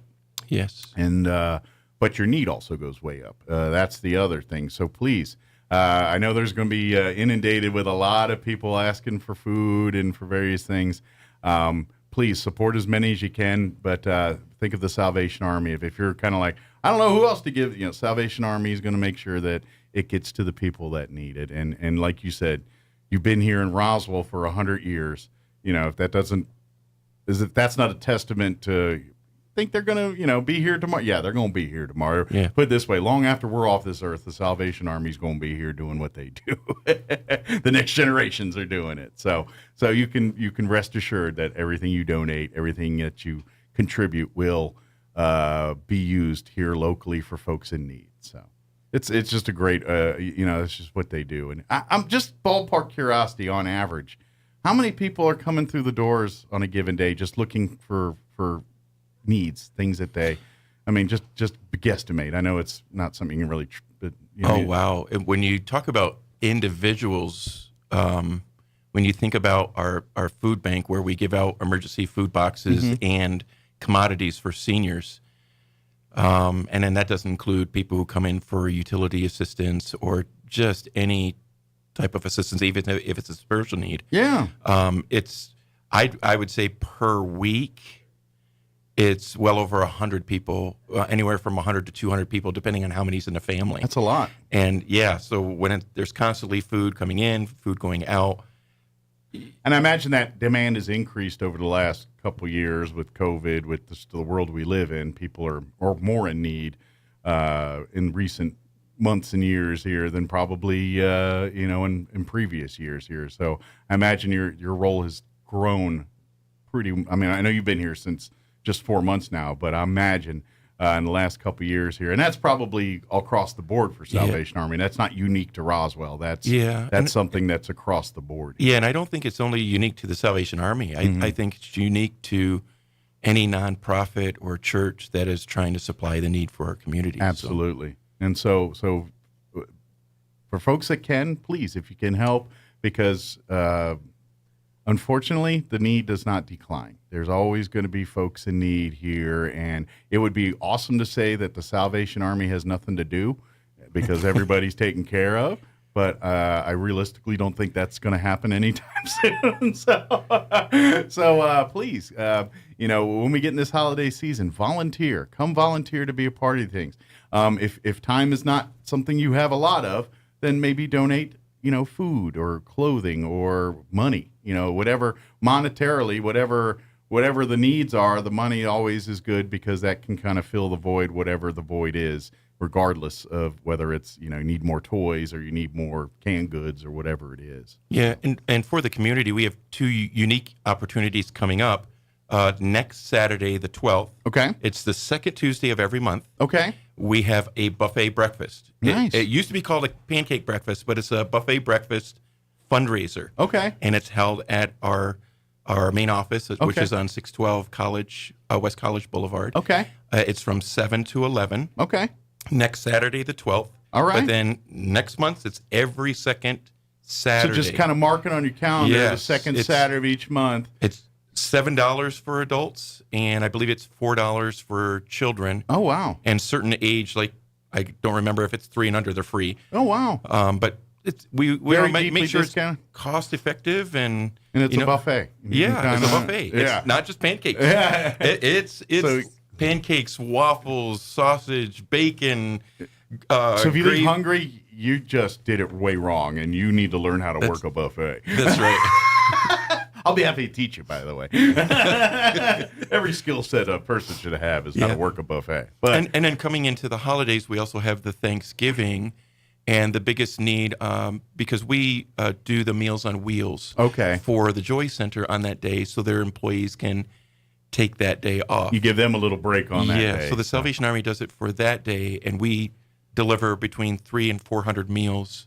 And then this year, we're providing to-go meals for anybody who's in need. Okay. Whether they be homeless or just want a Thanksgiving meal. Sure. They can come at a specific time that morning. And we'll feed you. And we'll give you a to-go meal. Awesome. Yep. That's great. And but it takes a lot of volunteers to make these things happen. So if there's people that are interested in and do it as a family, I hope we still get that sometimes, where especially around the holidays, where parents will bring maybe their children that are like middle school or like 5th or 6th grade, and they want to, show them the appreciation for what they have. And so let's go work at Salvation Army or go work at some place and use it as a teachable moment for their kids. Right. And hopefully at the same time, it gets the kids the bug of wanting to give and help and do that too. So and the biggest need for families is for Thanksgiving is for the families to come in.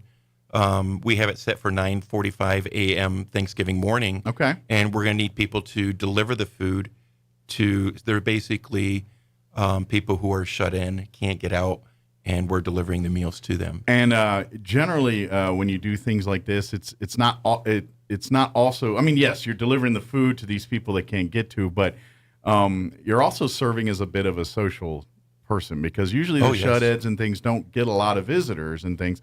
Some probably won't want to talk to you at all, but then there's some others that, you might be the highlight of their day, and you spend a few minutes and sit and chat and visit, and then while you're doing that, you can make sure that the rest of their needs are being taken care of as well too. But some you're just there for the support, the humanity of just contacting and talking and spending time with a person. That sometimes is as important as the turkey and the dressing that's sitting in that box there. So if you love that, if you love meeting people and talking with people, and you've never done something like this, then come out and volunteer to donate to deliver meals. I've done it a bunch of times through various organizations, and a lot of times it's just sitting and visiting with these folks, and by the time you leave, you made a friend sometimes, and you're kind of like, all right, let's go catch lunch later, it's something like that. So it is pretty neat. So I think, use this as an opportunity. Expose your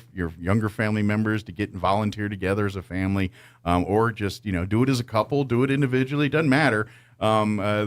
Just get as many folks out there to donate toys, to roll up their sleeves and help deliver meals or prepare the food, because I imagine that all this food don't get cooked by itself, does it? No, it's all, we have it set up. It's all cooked by volunteers. They all do it? Yep. So they come to our facility. So we need some more of those volunteers to help cook too, I imagine too. Yeah. So Mark Granato is, been around for probably longer than I've been an officer in the Salvation Army and volunteering for over close to 20 to 30 years. Yeah. And to have him lead this, it's just unbelievable that he's able to do that. And Bart, you've seen our area and stuff. You kind of know what you see on a daily basis there. And yes, what Mike's saying here, talking about the need and all that, but from your perspective, you've been volunteering and working with Salvation Army for a while now. Since 82. 82, so a little while. That was a good year for Salvation. That was a good vintage year for Salvation. I'm just kidding. But, I mean, so you probably are a little more plugged in on the specific needs of Roswell and what you guys see on a daily basis. Yeah. I mean, Mike's been here 4 months. He's probably getting a clue, but 82 is a little bit more wisdom there on that one. I think we're doing a couple things that are unique. One is on Sundays. We do a breakfast for the homeless. Okay. And they come to the Corps. Okay. and we feed them. And, again, Mark cooks. Mark. Mm-hmm. Mark cooks a ton of food, and they come in. We do a short devotion, little Sunday school thing. And in the beginning, they kind of go, okay, I'm going to eat. I don't want to talk about Jesus, and they just kind of buzz out. But as time goes on, more people start staying, and that's pretty exciting. Absolutely. Well, yeah, it's you know, in some cases you're not going to help them overnight. Yeah, you're going to it's one day at a time, one chipping away, because I would guess, especially with your homeless population, you're dealing with a lot of mental health there. Whether it's and depending on each individual, they might be trying to self-medicate.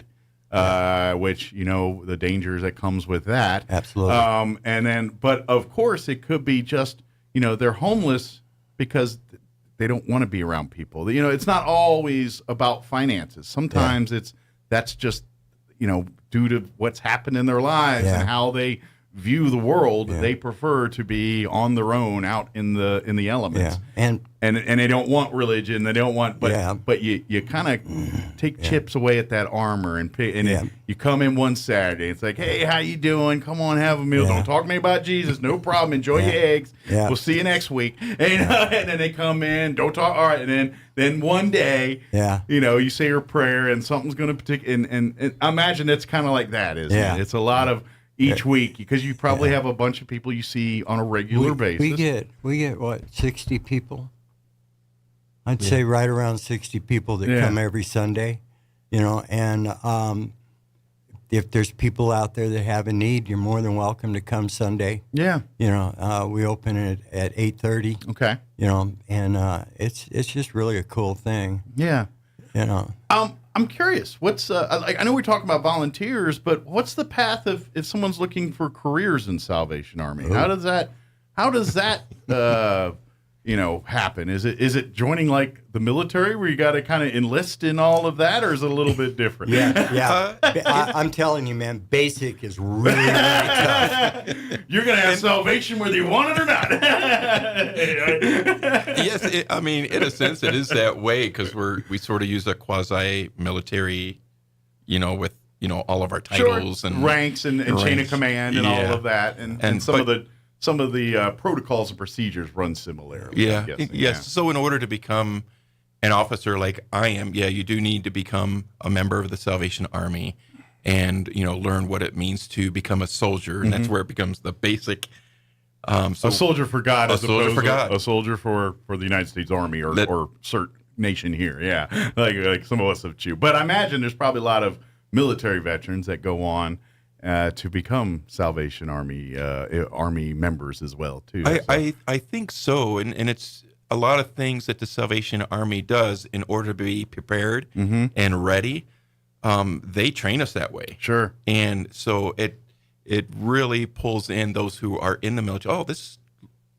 I like this because that's the way I was trained in the real military. Mindset of mobilization and execution and treating everything like a mission. We got a mission to do this today, and that's a very military mindset. And the Salvation Army has adopted that same style. And does it mean we're 100% ready?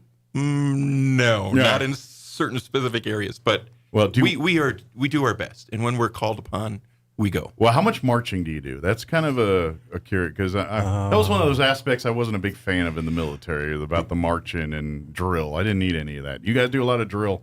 No. Okay, it's not that type of military. Well, I'm just trying to recruit here, because I'm sure some people, if I can get out of the drill part of it, I don't want to do without it. So I just want to make sure there's no drilling for the Salvation Army. I would say our drilling is more the spirituality. Gotcha. What do we believe in? That doesn't give me shin splints, so I'm okay with that. And in larger cities, the corps, which are the church, have bands. Okay. And what they will do is once a year, from Sacramento all the way into San Francisco, they literally march, with the band. Gotcha. Play music. People follow them. They go to the Chinese. They go to the Chinese corps. They go down to the basement, and they get to pig out on some of the best food you've ever tasted. Nice. But when the general started all of this, they literally went into bars with a tambourine. Nice. And they would. It's not that they were being aggressive. Mm-hmm. It's that they were following the teachings of Jesus that said, you got to go where the sinners are. That's it. That's it. We don't do that quite so much anymore, Mm-hmm. But there is an element of that in the Salvation Army absolutely. too. That's part of it. But yeah, you're talking about the bands and all that stuff, and that's kind of the prestigious part. When we talk about the Salvation Army bands and things like that too. That's the shine part that gets the ability to do the nuts and bolts work that of the Lord here is doing that. I love it. Until you march 4 miles and you find out that you get to carry the bass drum. Yeah. Well, thank goodness I don't have no knowledge of how to play an instrument. No one's going to ask me to do any kind of music playing in a band because they'll kindly say, "Yeah, we don't need you. Thank you." There's this one guy that's off key every time. It's me.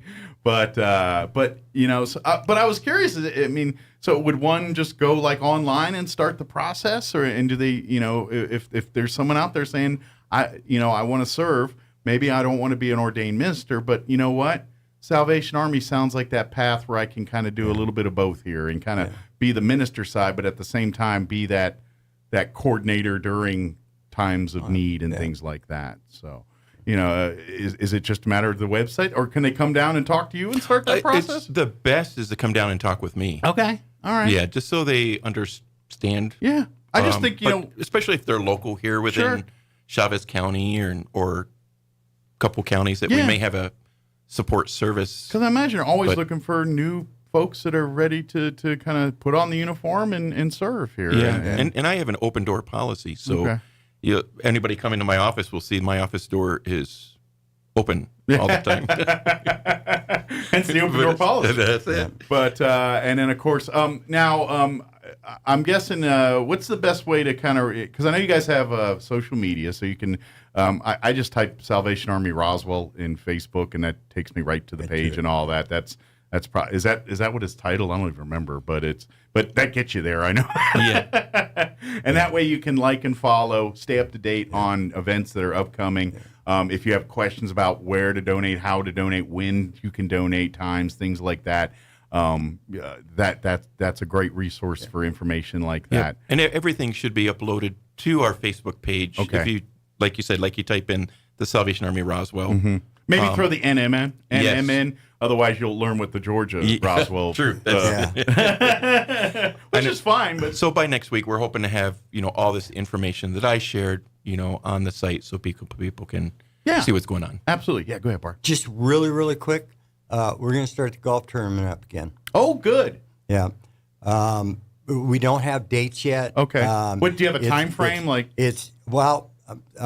Sometime between May and June. Okay, so looking early summer, late spring. It depends on, going to NIMI, finding out what their schedule is, what is Spring River's schedule, what's the country club schedule. I know from experience, get on there early because they have golf tourney season. Yeah. And it's pretty much when the weather's nice in Roswell. Yeah. And every weekend we have enough and it's great because we have a lot of great organizations that are doing great things in our community, but they do fill up the calendar pretty fast. They really do. On both golf courses. On all three. On all three. Okay. Yeah. It's the country club too is getting filled up. Absolutely. Yeah, great. That's a good thing. We're going to do a 3-person, and the reason we do a 3-person is that way nobody has the need to take an extra mulligan or two. Okay.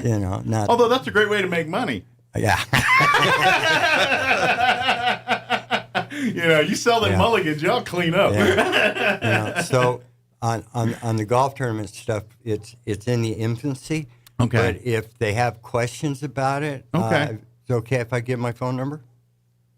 For the golf tournament? For the golf tournament? Yeah. Okay. So for the golf tournament specifically, it's 575-416-0881. Okay. And then just ask for Bart. Bart will answer. And again, it's this is what we want to do. Okay. And it's in the infancy again. Okay. All right. In the planning stages. Yeah. So it still has to go through the board, You know, there's a lot of things that have to be done before that. If you're looking to volunteer with the Salvation Army and maybe you're a golf aficionado, this might be your in. Yeah. It's like, hey, I can help you organize this event. Yeah. I've done a bunch of golf scrambles. I've done this. I can help you organize it. So if you like to serve in that capacity, reach out to Bart here direct, and I'm sure he'll welcome you with open arms. Absolutely. So. Give out your phone number one more time, Bart, just so they can... 575-416-0881. And if you're driving and don't remember any of that, if you go again to the Facebook page, shoot a message, say, I heard Bart, I didn't catch his number, can you and they'll get you in touch with Bart to make sure that trust me, if you have a desire to volunteer, we'll figure out a way to get you in touch with somebody. That's not the hard part. And again, so you can start dropping off toys now, right? The new unwrapped toys. Thinking about what was the age limit you said on that? 0 to 12. 0 to 12. So you thinking what's the cap for 12? They like, for boys, I know you can go, you're safe with sports equipment, balls, footballs, basketballs, things. Rifles. There you go. Let the parents decide that one. No rifles, please. No rifles. But basketballs, baseballs, but things, and then whatever the latest, whatever toys out, the GoBots or Transformer or whatever, G.I. Joe or I don't know. I don't have any kids, so I don't know the latest and greatest on the toys. But just think about it. Put it this way: my rule of thumb. When I walk to the toy lot, I'm like, yeah, that looks fun. I'd play with that. Then I get it. That's my rule because I'm not up on kids' latest and greatest toys. But don't, I know, some people like to go crazy and get bikes and stuff like that. Is that okay? Or is That's that okay. Okay, cool. Yes. I didn't know because sometimes people are like, well, one kid's going to get a PlayStation, one kid's going to get a. We get bikes every year. Okay, cool. So the bigger toys too, if you'd like to donate, awesome. Bring them along. The Salvation Army would love to. And of course, if you want to donate items for the thrift store and all that too, because what doesn't help people in need directly, they turn around and sell and use that money to help people directly. So whenever you donate stuff, as long as it's serviceable, good stuff, whether it's not directly helping someone or either way, it's going to help. So whether they put that sweater on a person or somebody buys that sweater in the thrift store, it's helping the Salvation Army. It doesn't really matter. And for Thanksgiving, which is closer, we have a need for more turkeys.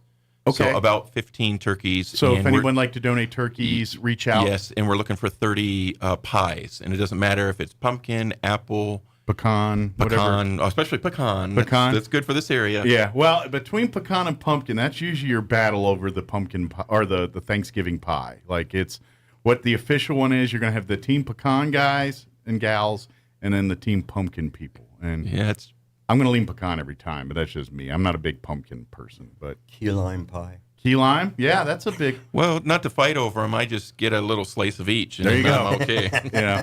Though if you put a piece of apple pie and I'm a chocoholic, so anything with chocolate in it, I'm like if it's a chocolate pecan pie, I'll beat people up over that pie. I'll be like, no, that's my pie. I don't share so well on that one. But what's the store hour or the hours for folks there for the store and for folks that are just coming in that have needs? Well, for the store itself, the best time is between 9:30 and 4:30. Okay. If they wanted to donate, things like that. Okay. Our office hours over at the main building, especially now, we're the only utility assistance that we have funding for right now is for gas. Okay. And we'll help families up to $150 one time. Okay. So if they need like gas tanks filled and stuff and can't afford it for the coming winter here, you guys can help out a little bit with some of that. We work directly with New Mexico Gas. Okay, great. So it doesn't go directly to the person. Gotcha. But as far as if you need help with that, you can help directly. So anything, if they're confused about any donations, especially like for food, for toys, for the Thanksgiving meals, for the pumpkin pies, the turkeys, they can deliver them to our main building, our admin building, which is our church building, and that's at 612 West College Boulevard. Yeah. Yeah, if you just go on West College, you'll eventually run into everything there that the Salvation Army has. So think TPT. Toys, pies, and turkeys. That's what they need. Like, toilet paper? No. Later, with all the turkey, you might need the TP. But no. Toys, pies, and turkey. That's we've been known to give out toilet paper also. Well, there was a time where it was gold. Yes. Where everybody in their oven line felt the need to wipe their butt all of a sudden, and we didn't have any toilet paper. So it might as well have been cash money that you had. It was about as valuable. What's got the higher exchange rate? Piece of toilet paper, $1 right now. I don't know. It's pretty neck and neck. But so please reach out. Volunteer. I know we're getting into that season, and people are always looking to where they can make a difference. And I would say Salvation Army's got lots of great opportunities for you, whether you want to volunteer and roll up your sleeves and participate in these events, or even if it's just, hey, I've got a bunch of toys to drop off, or here's some turkeys.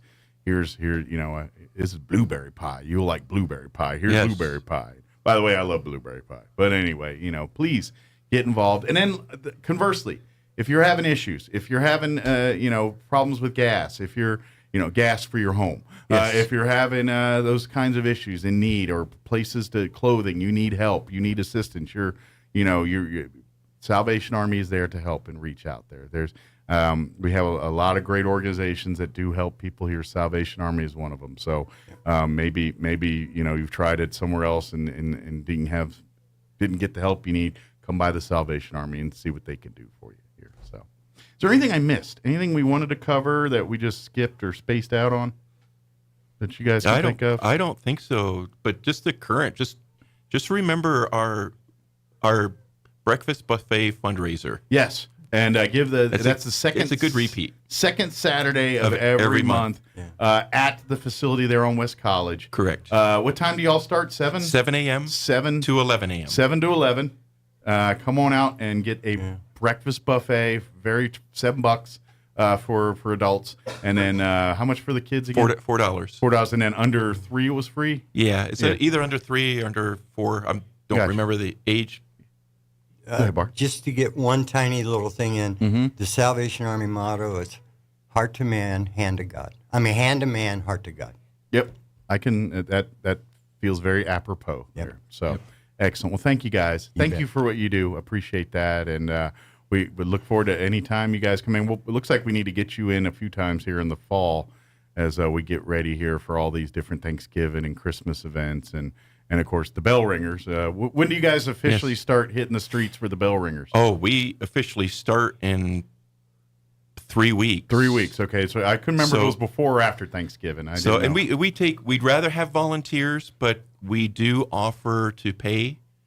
But we would rather have the volunteers because that's the more money that helps. Yes, we got to pay. But we understand people got to eat too, and if that's, but if you'd like to volunteer, please reach out and talk to Major Mike here, and he'll be happy to get you. And going. I just have the main number that people are to call. Yes. And that is at our office. It's 575-622-8700. Yes. Call. Leave a voicemail if you don't get someone live. They'll get back with you too. And then of course, if you are a social media person and you prefer to contact that way, just type in Roswell NM Salvation Army in the Facebook search bar, and it'll be the first thing that pops up on your list.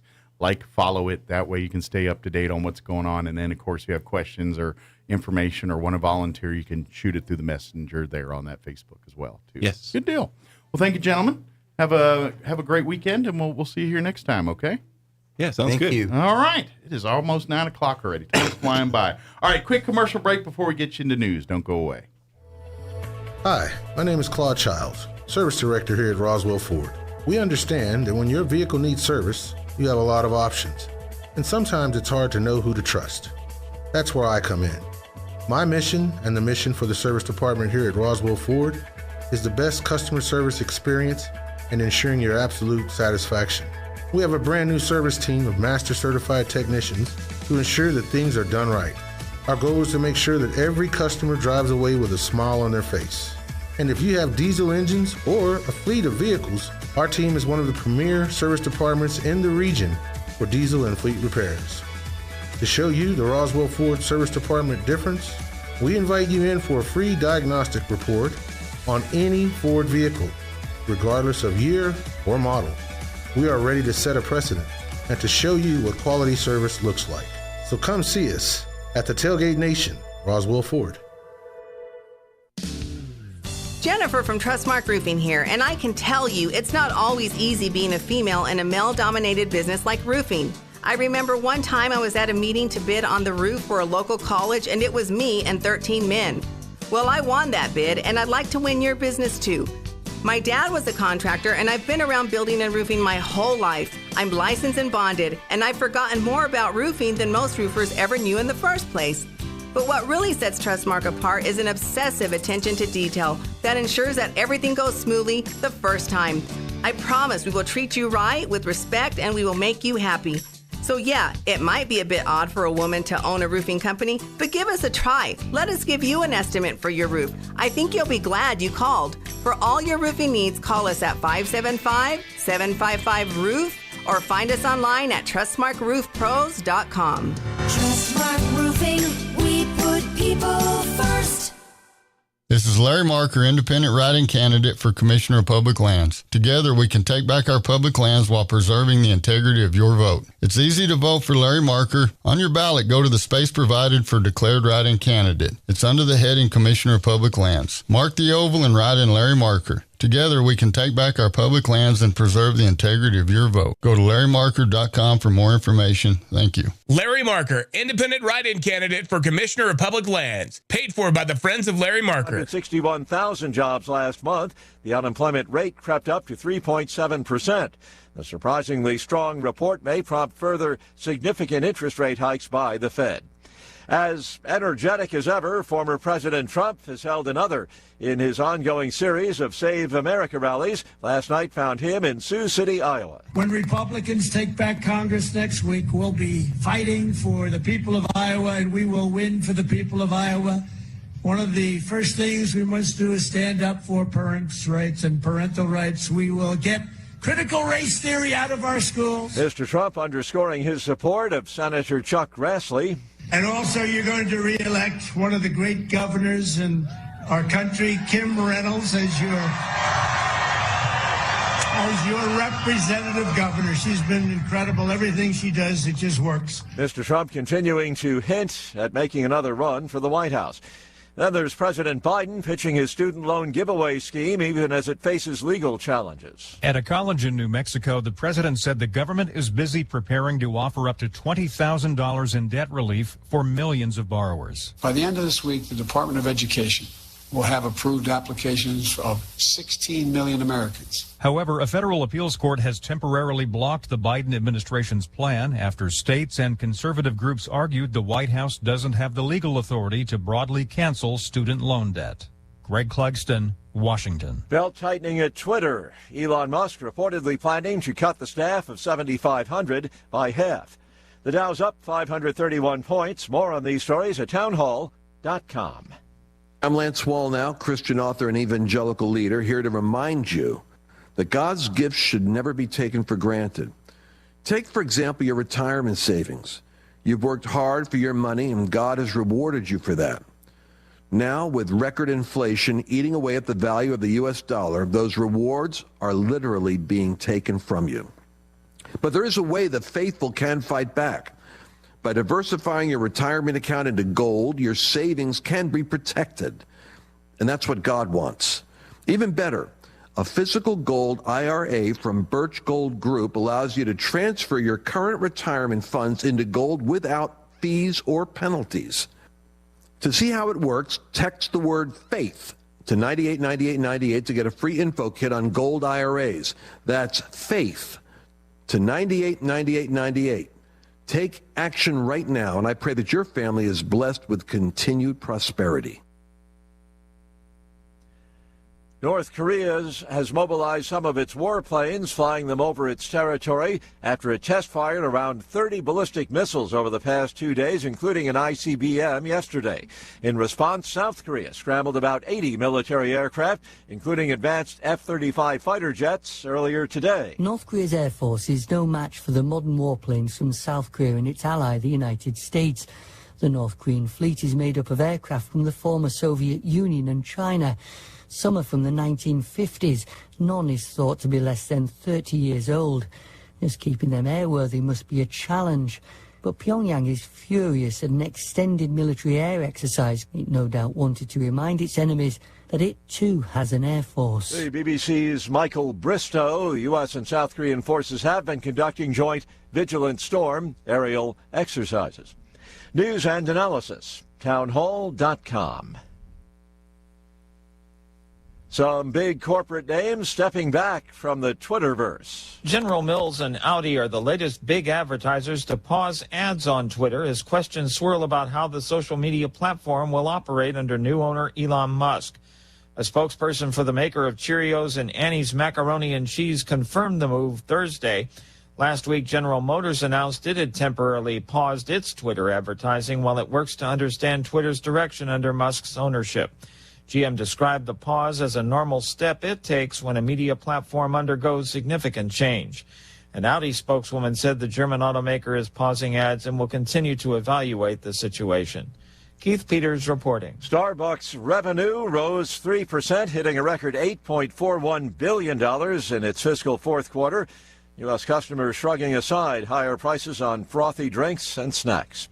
More on these stories, townhall.com.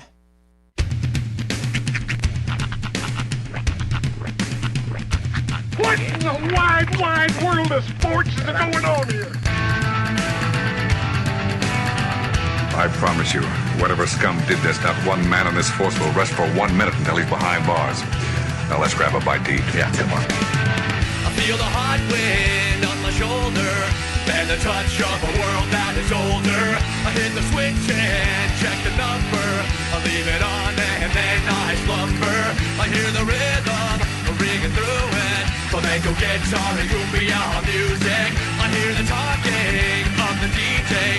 The travel listen, what does he say? I'm on a Mexican radio. I'm on a Mexican radio. Broadcasting live from high atop the J.P. White Building in downtown Roswell, New Mexico. It's Mornings with Mike Winters on 106.5 Roswell's Talk FM. Is that what I sound like when I talk? Now, here's your host, Mike Winters.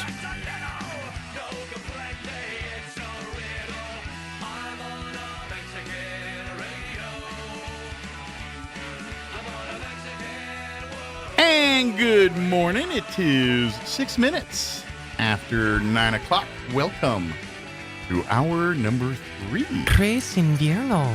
Of Mornings with Mike Winters, right here on 106.5 Roswell's Talk FM. Happy Friday. Yes. And I mean it with all the sincerity in my heart. Welcome Happy to Friday. it. Welcome to Friday. You know what I haven't done? What's I haven't that? nosed to the McDonald's bag. You should do that. I haven't had a chance. I've literally been stuck right here busy all the time. It's good. It's great, but I'm kind of like, I feel like I need an Egg McMuffin. I need some tactical There's some fuel. muffins in there. I think there's a bacon, egg, and cheese biscuit if somebody hadn't already gotten to it. A couple hash browns. I'm going to go start burrito. licking things here in a minute. You should. It's mine. Dibs. I'm a dibber. I do dibs and I lick and dibs because that's how I learned it in high school. Mm-hmm. I got many a tot that way. Lick and dib. Dude, give me some of your tots. It's actually how I got met my wife. She's mine. Oh, I thought it was, hey, give me your tots. No. I took her tots. No, she always took mine. And it's okay. I was a giver of tots. Yeah. I'm not going to lie. I found the existence of tater tots through school. Mm-hmm. Like, I didn't have tater tots at home. My mom, she did French fries, but we never did tater tots. I grew up in the South, so technically I discovered tater tots simultaneously through school and also through Sonic. Yeah. Because we didn't have Sonic growing up. I didn't see a Sonic until I was in the Air Force. I grew up in this little small town in Medill, Oklahoma, and we had not much as far as like restaurants go. It was a really big deal when we got our McDonald's. Like, it was a huge deal. Yeah. But we had like we had the Sonic, we had a Subway, and I think we had we had a Pizza Hut. That was pretty much, those were our big three until like the Mickey D's came into place. But when that day happened, that was like the mayor came out and declared it McDonald's whatever day in Medill. Yeah. Nice. National McDonald's Day. Yeah, it was a huge You know, deal. speaking of McDonald's, and big thank you to our sponsors here. I lived in Waldorf, Maryland, and when I was in high school and up until I left the area, they too had a themed McDonald's. Oh, really? It was a Dick Tracy themed McDonald's. Really? Yeah, they built it right around the time that the Dick Tracy movie came out with Warren Beatty. Remember that movie with and McDonald's did an over the top I remember Happy Meal campaign. I remember and the all big that with campaign, it. yeah. Well, in Roswell, they built a McDonald's. In Waldorf, sorry. They built a McDonald's.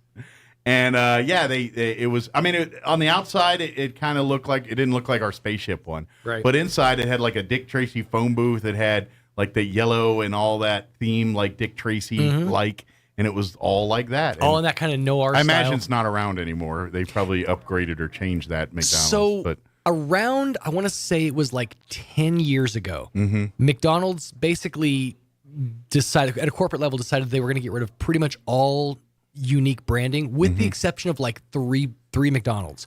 So it's ours. There's one in, I think, Yuma, Arizona that has a specifically different colored sign because they always have the golden arches, but there, because of like the city decided they didn't want the colors to contrast. So their sign is turquoise. Oh, cool. And there's a McDonald's, I can't remember if it's in California or New York. It used to be called Rock and Roll McDonald's. Oh, yeah. And it's, well, that's what the Dick Tracy one was. They called it a Rock and Roll McDonald's. Okay. But it was Dick Tracy themed. Now that you say that, so they that's called the it Rock that. and Roll McDonald's. But then the other one is the world's largest McDonald's, and I think that one's in L.A. Okay. That's the one where they serve like the entire worldwide menu.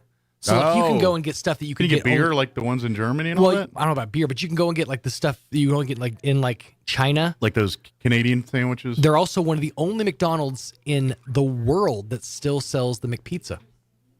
Cool. Interesting. I would kill to try McPizza. Now I'm curious. I've never had McDonald's in Canada. Can you get poutine in a McDonald's in Canada? Or are they going to sacrifice the McDonald's fries, which many on the planet would agree those are the best fries ever existed? Yeah, but what would make those better is curds and gravy. True that. I would definitely try that. I wonder if they get a poutine with McDonald's fries. I can imagine that's got to be something you could do. Let me Google this because I'm curious. I'm going to look up the McDonald's Canada menu. Because I'm wondering, because they do have their certain flavors there that they do like, especially with their chips and all that and all that. And obviously their national treasure is French fries with gravy and cheese curds on it. But let's kind of like Pittsburgh with French fries on sandwiches. Not the most unique thing, but it is tasty. Nonetheless, they have a junior chicken. That's unique. I gotta imagine, why would they not try that in Canada?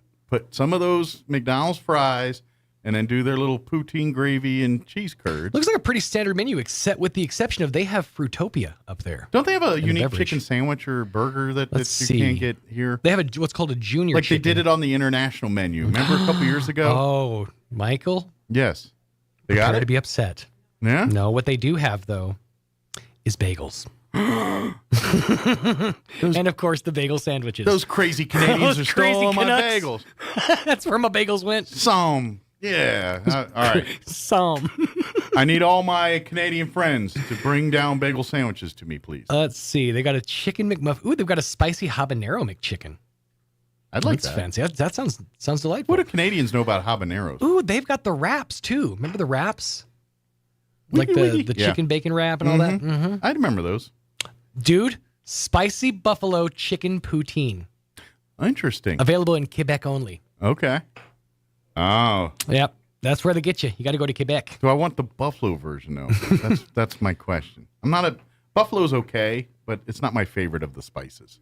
I'd much rather have different hots than buffalo. Oh, you can get it in both. That's weird. You don't usually see chicken on poutine, but it's in spicy buffalo chicken or spicy grilled chicken. So I'm guessing the other one's fried. Okay. Smarties McFlurry. So I'm learning that Smarties in other countries are completely different than the Smarties we have here. Are they better? They're like M&Ms. They're like chocolate, like candy-coated chocolate candies. Oh, well, maybe they. Yeah. Do they not have M&Ms there? Yeah, well, they do, but it's like they also have these things called Smarties. I was watching the video. It was like, I put Smarties in something for a week, and it was like these chocolate candies. I was like, Yeah. That's weird. And weirdly enough, I mean, my wife likes M&Ms, Mhm. but she prefers the Sicklets. Oh, Or I is it love Sicklets, I the love little chocolate, yeah, which are Sicklets. basically like generic M&Ms. Mhm. I Harder think they're shell, round. harder shell, and in my opinion, better chocolate. But some would say it's like a more bitter chocolate. And I but think like it's round, not oval or that whatever shape an M&M is. Yeah. You know? Yeah. So anyway, big thank you to McDonald's. Is all we're trying to say. That's where I was going with all that. And bring back the bagel sandwich. Matter of fact, they took it down. I think or since then, but up until a few years ago, the Rock and Roll McDonald's was the only known existing Moon Max figure or like statue. Oh, really? Yeah. Interesting. The Mac Tonight from the 80s. Well, I think that one of the versions of the Rock and Roll McDonald's showed up in Waldorf there, and it was That's a Dick crazy. Tracy one. And I'm like you said, I think it's been redone since then, but it was there in the 90s. That's I remember as a wee lad going there. So, or now wee lad, I was like a high school kid. I was Anyway. 27. Yeah, I was 32. We've got a full slate for you for this hour of the show. We'll get you up to date with the weather here in just a minute. Then about right after that, shortly thereafter, we're going to have Barbara Gomez join us with Main Street Roswell. With her will be Rob Tynes, General Manager at Westlake Ace Hardware here in town. So we'll get an update from them, talk the holidays and First Friday and all that good stuff here in just a bit. Before we do any of that, though, let's go ahead and take that gander at your weather. Going to be windy, as you can see and feel and hear, and chase your hat down the street. I'm meteorologist Steve Hamilton with your Pecos Valley weather. Still windy today as high pressure moves back into our area behind that cold front. We'll be in the low 60s for the afternoon high. We should get some sunshine, and that wind will be gusting around 35 to 40 miles per hour through the day. Clear and mid-30s for the overnight hours. Low 70s and sunny on Saturday. Sunday looks good. We're back in the upper 70s with sunshine. That's your latest forecast. I'm meteorologist Steve Hamilton. Thank you, Steve. Currently, I did not refresh it. Let me hit it one more time with a refresh. There we go. Currently 49 degrees here in Roswell. Humidity is at 38%. Winds out of the northwest, 16 gusting to 28 miles per hour. We do have a wind advisory that, even though it's windy now, won't officially kick in until noon today, remaining in effect through 7 p.m. this evening. We also have a freeze warning for tomorrow, but most of you will sleep through that. At least most of it. That's from 3 a.m. tomorrow morning until 8 a.m. tomorrow morning with that freeze warning. For today, expect some patchy blowing dust this afternoon. Sunny, high of 62, but the winds will be up out of the west, 15 to 25, gusting as high as 50 miles per hour, later increasing 25 to 35. So definitely going to be a blowing today. Tonight, more patchy blowing dust early before 7. Otherwise, clear skies with an overnight low of 32. So that's that freeze warning part tonight, or like 3 in the morning. Winds will be out of the west, 20 to 30, gusting as high as 40 miles per hour. They'll drop down 5 to 15 after midnight. Saturday, sunny, high of 72, warming back up there. Southwest winds 5 to 15. And then Sunday, sunny skies, a high of 78, west winds at around 5 miles per hour. So, what's up, Roy? Sean left his vape. He did. Make sure you get that to him. So, what you got? Meanwhile, while we're putting in, what we want from McDonald's back, I thought I'd put my 2 cents in. Ah, okay.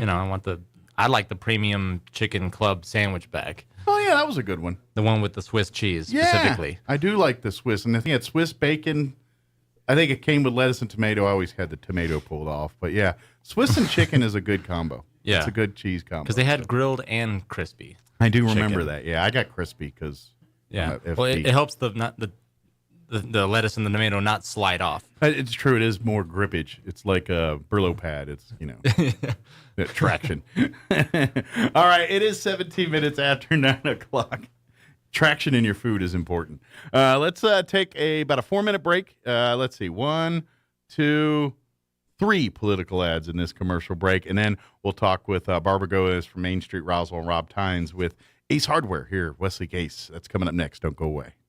This is an urgent appeal to vote in this upcoming election. The governor, with the full backing of the progressive liberals, has shut down our businesses, schools, damaged our communities, and your freedoms. Elect people to political office who will combat and resist the liberals' ruinous policies. Liberty is the key to prosperity, and we must elect people who will fight for that cause. Vote for Greg Nybert for State Representative District 59, and for Republicans who will restore our rights in our state and nation. Paid for by Greg Nybert for State Representative, Richard Taylor, Treasurer.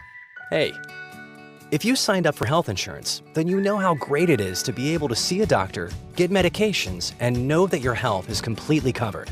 Well, now's the time to re-enroll, switch coverage, or even switch insurance carriers if you'd like, because now health insurance is more affordable than ever. Be sure you're receiving the level of coverage and savings you deserve. Visit BeWellNM.com today to re-enroll and to see how much more you can save.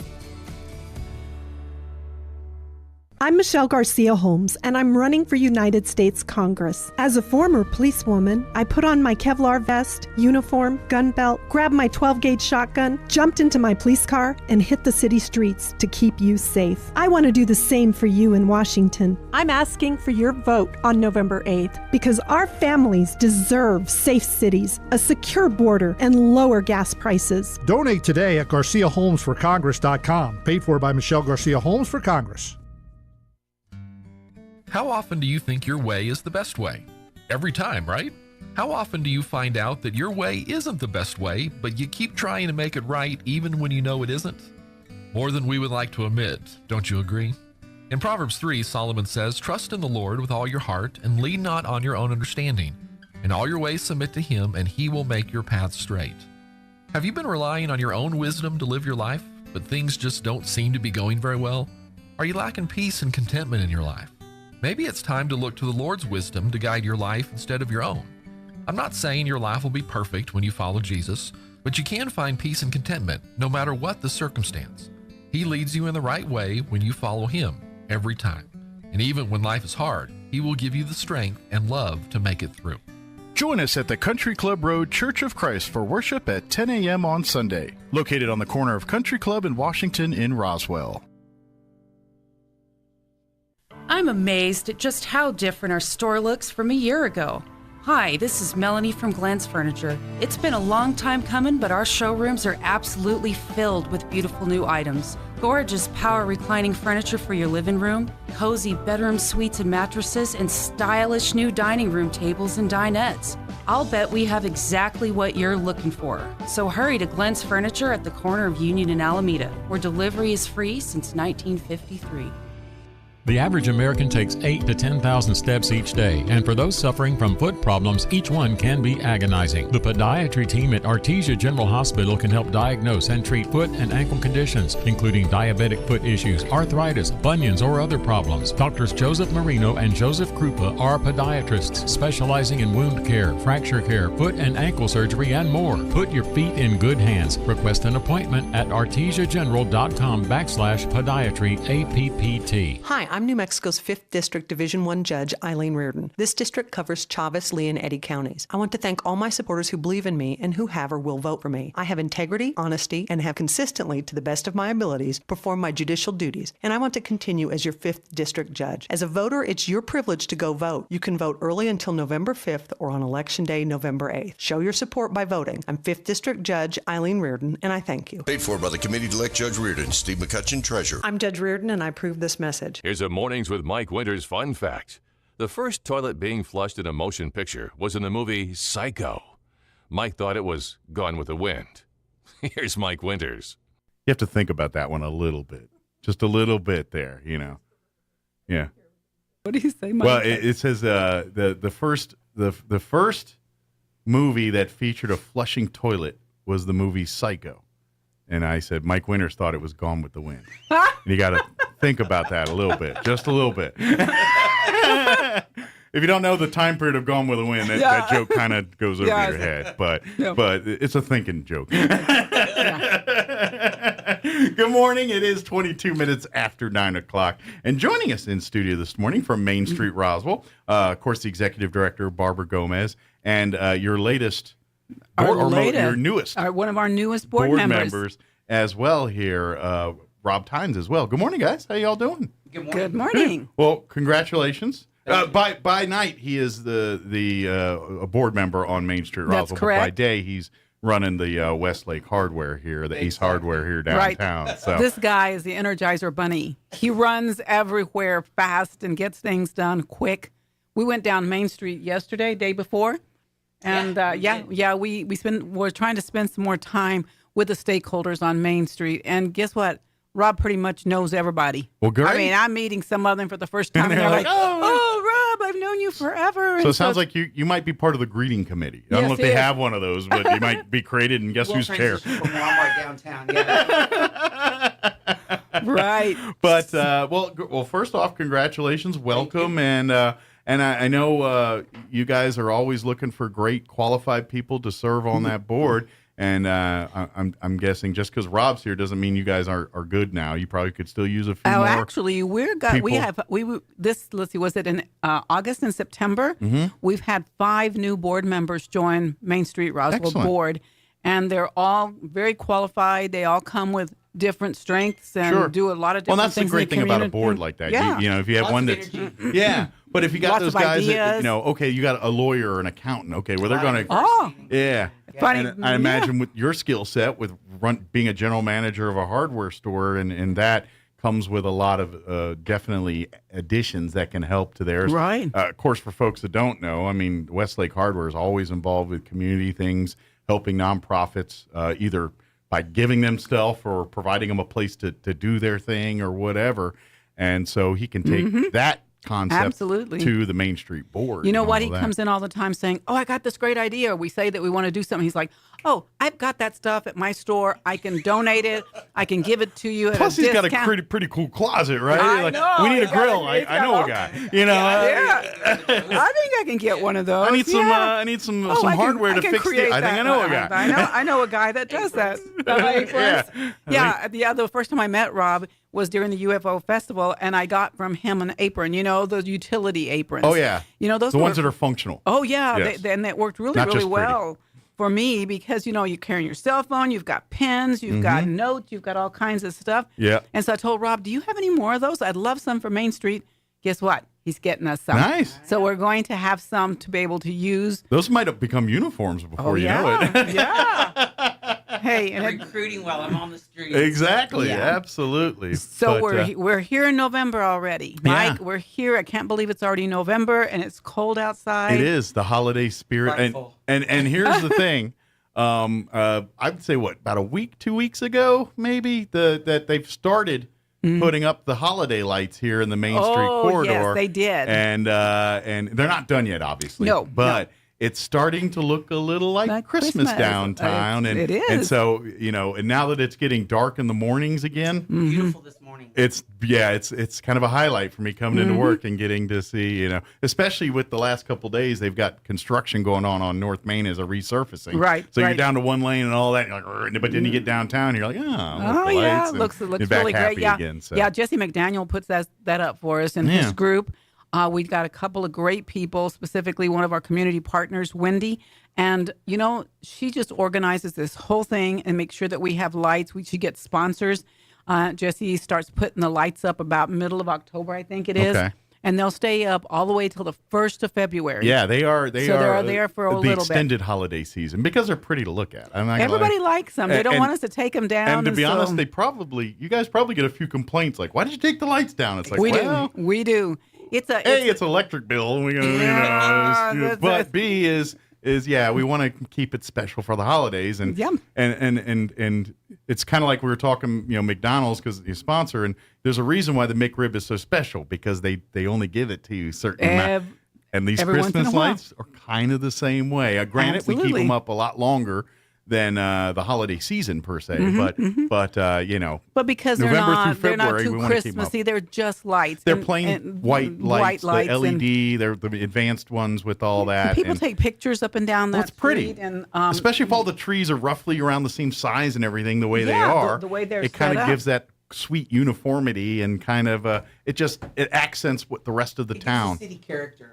Absolutely, you're absolutely See, right. because we can't put things across the street anymore like we used to be able to. So this way, we still have something going on Main Street that Yeah. makes it look and feel like a big town feel. It adds to, when we get to the holidays and we have the light parade and all the things we normally have as tradition here in Roswell, it definitely sets the tone for all of that, too. Yeah, and we can't wait to tell you all about what we have going on in Christmas, but we're going to wait for just a little bit because we got to get past November. We got to get past all this. Some small business and Black Fridays to worry about. We got all kinds of stuff to talk about. We get to Christmas. So where you want to start?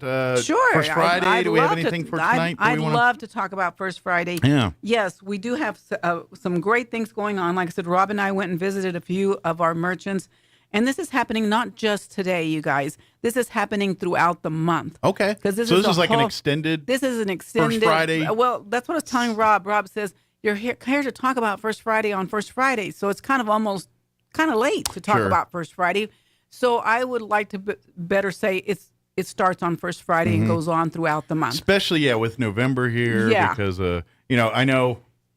Many of us are probably, as you should, be thinking about Thanksgiving right now, and you're thinking about, but pretty soon you're going to be, and of course, right after Thanksgiving, Black Friday, Small Business Saturday, some of the biggest marketing days of the year are going to be happening, and Main Street Roswell's heavily involved. Yeah, and you need to get started on those things really, really fast. So let me start first with, I want to tell you about this only because I think Rob and I believe it was our favorite place to stop at, is Sweet Baby J's. If you have not been to this bakery, you are missing out. Just to let you know, their hours are Friday from 11 to 8 and Saturdays 9 to 2. And you're thinking, wow, they're not open very often. Well, no, they don't have a big staff. Sure. But that doesn't mean that you can't order something special from them. They Absolutely. do. I didn't know this. Rob and I just found out about this the other day, that they rent out their venue.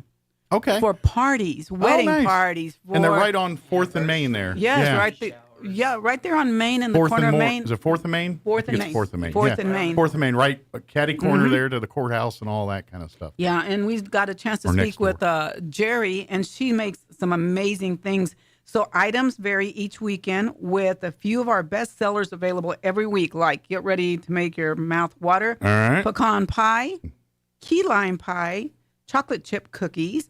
Other goodies we'll have this week is Galaxy Brownies, cream-filled croissants, tiramisu, caramel apple pies, stuffed cookies, and more. Dang. They also do some sugar-free type things. Okay. They do gluten-free. And all the remaining Halloween items are going for 50% off. So if you've seen all those fun cookie designs, and apples and cakes. Awesome. So that's all happening over there. And you can lie.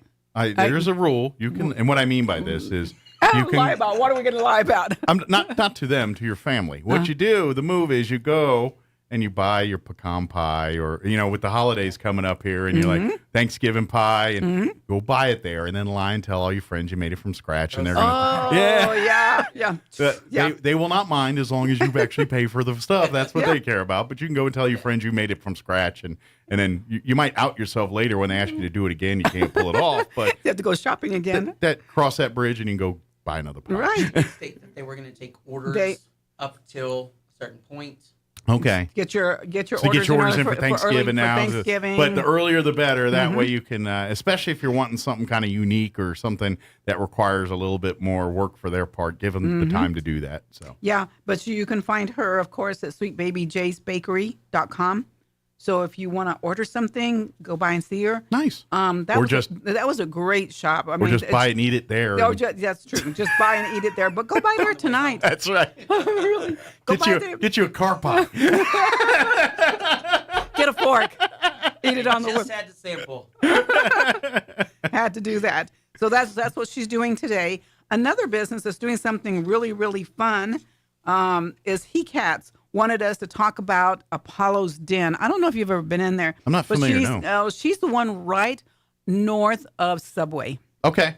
And she's got all kinds of mythical dragons and Celtic gifts. And I walk by it all the time. Fairies. And I've never actually been in. She's just got some amazing things. She says she's got Green Man gifts, and I'm not sure what that is. I think I'm going to walk over there and find out what she means by that. I do not know. I don't know if my Roy or Sean know more about that. I do not know. She said that you can go in there to find unique gifts for hard to buy and for an eclectic person, or a teapot or cup if you have for your collectors, mom. It sounds like people that like to collect things, or if you like you have someone that likes the mythological and loves that that fantasy type stuff. Oh yeah. There are probably some cool gifts that person on your list would love to own. So check them out. We also talked to Cameron over at She's a Dandy. Okay. And she's saying she's also doing Shop Small. So we are all going to be doing Shop Small this month. Because they're all small businesses. Because they're all small business. These are the glue that holds Main Street together. That's here. right. Yeah. Small Business Saturday's coming up, but they're starting a few things early already.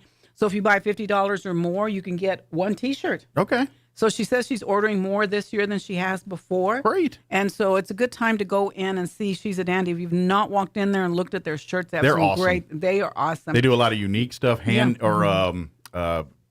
Custom. That's what I meant. Custom. That's what I was trying to say. Yeah. Handmade requests, basically. So if you're like, always wanted this on a shirt, they'll do it. I And mean, you just as long pick as the you're not shirt. dealing with copyright issues or any of that kind of legalities. But yeah, they'll be happy They have to do all all kinds that of stuff. designs and all types of T-shirts, all types of material. Yeah. V-necks, regular necks, round necks.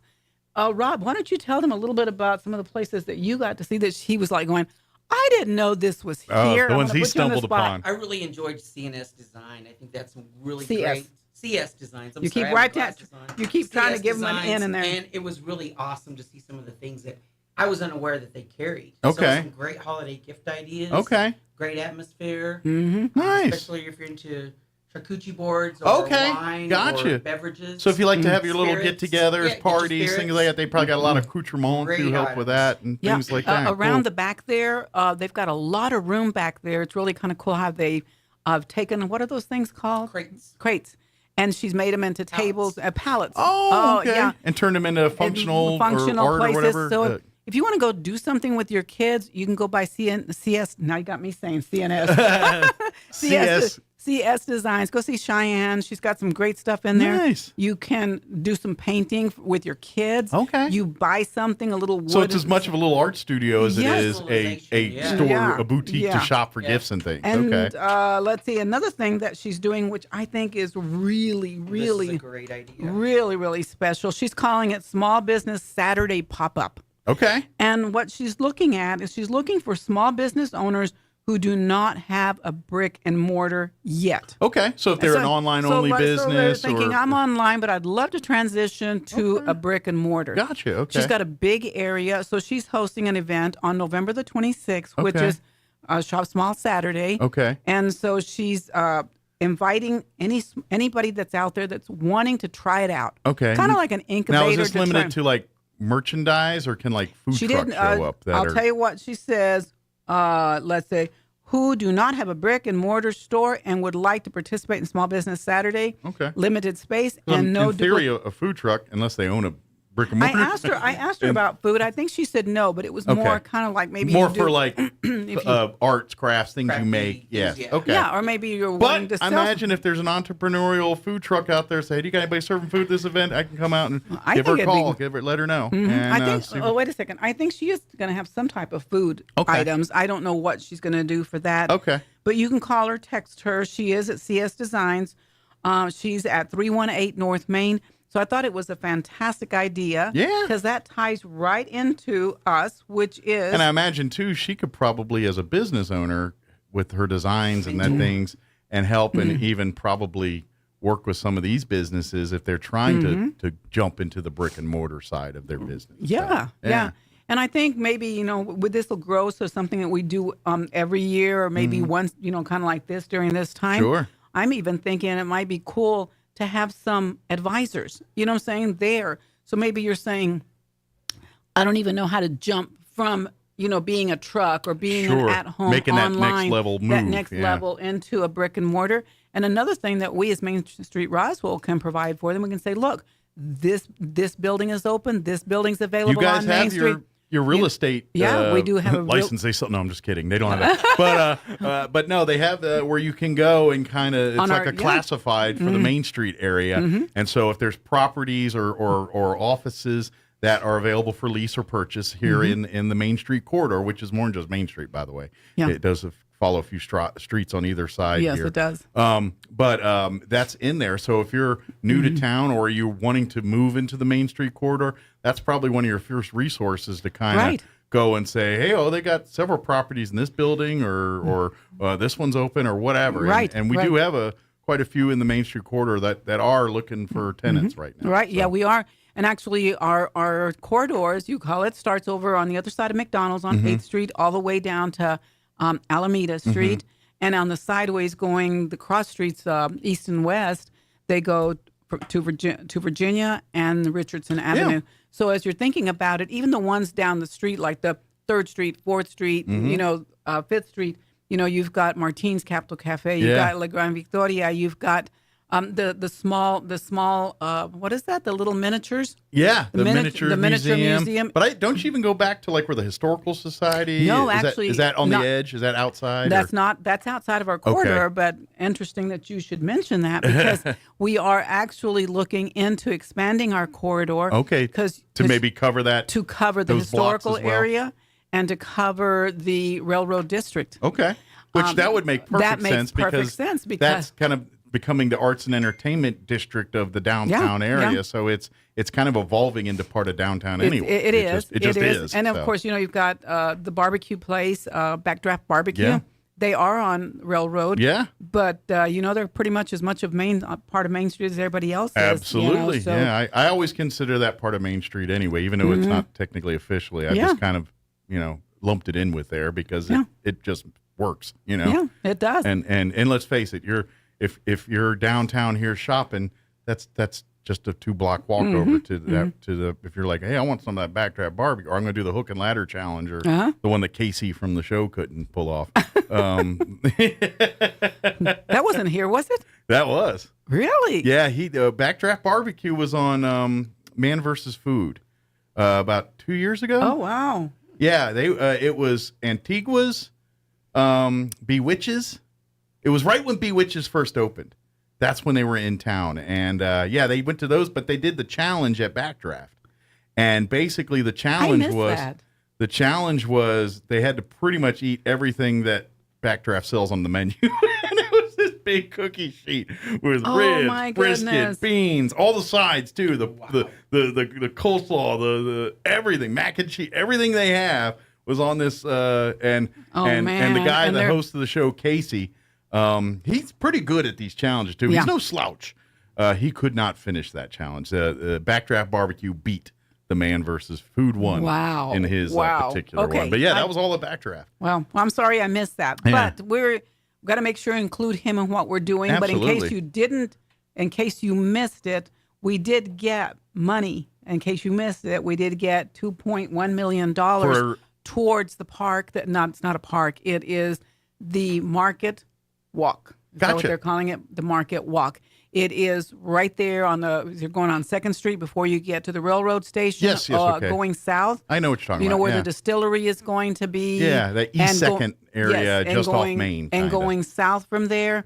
So we did get some money to get started on that project. Okay. I'm sure we're going to need to ask for more, but the state was giving capital outlay money, $10 million, and we got $2.5 million of that for Roswell. So that'll that's pretty cool. At least hopefully fund a chunk of that project. Yes, at least a big start on it. Yeah, good deal. So it's going to be really, really cool there. Well, and that's just been something that we've been kind of, we as a city and a community for years is kind of rehabbing and that's been a project that's been going on here for, I don't know, 6-7 years. I mean, just slowly as different entities have moved back into that area and kind of rehabbed and refurbished and the high Q venue, all the different things that are in that little cluster there. And if you'll notice, as soon as something happens such as that, and somebody builds something or somebody rehabs something or somebody opens up another business, it just encourages everybody. Everybody wants to try to make theirs look better or look, buy property around them. I mean, even going down, I'm trying to think of it, 4th Street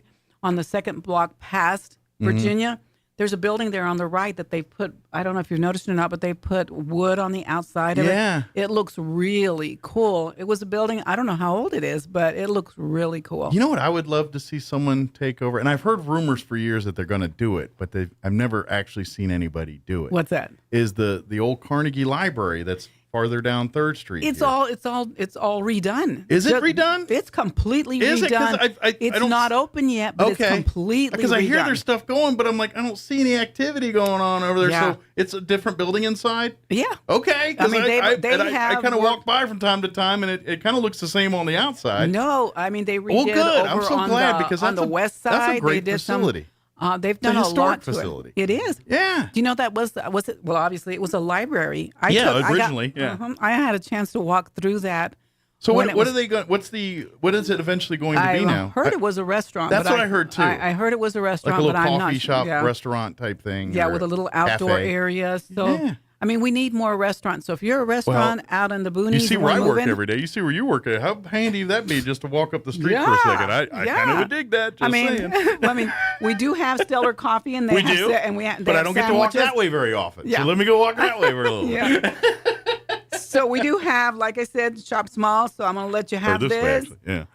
But let's go Shop Small. Yeah. And we're not just talking Shop Small on Main Street. You know, patronize everyone that's got a small business. Absolutely. Help them out during this time. And I've said this, and to be honest, I don't know the exact percentages. I'm just ballparking here, but they always say when you shop in a local business, local mom and pop store that's not a chain, that's not it's just a one-off or a couple local locations, something like that. A larger percentage of those dollars stay in Roswell. It's like something like 75 cents on the dollar stays in. Or I don't know that. I don't know. My numbers are off, but that's what I heard years ago. Versus like a box store, like your Walmarts, Targets, Home Depots, about 30, 35 cents on every dollar from those stay. Yeah. And then, of course, online, unless it's a local business online, none of that comes here. Yeah. So support our local merchants. Yes. Shop in our stores downtown. Even the big box ones, we get a little bit of that. So you are helping the community by not shopping online. Right. That is true. And That shopping, is true. Like you said, unless you're buying something specifically from Roswell. Yeah. And a lot of our stores do have that. And all that money, shopping. for folks that aren't familiar, comes back to the city in what's form of gross receipts tax. And so the state, and you love this, hate this, or whatever it is, the state says, we deem you've earned this, and we're going to send you down this money. Is it accurate?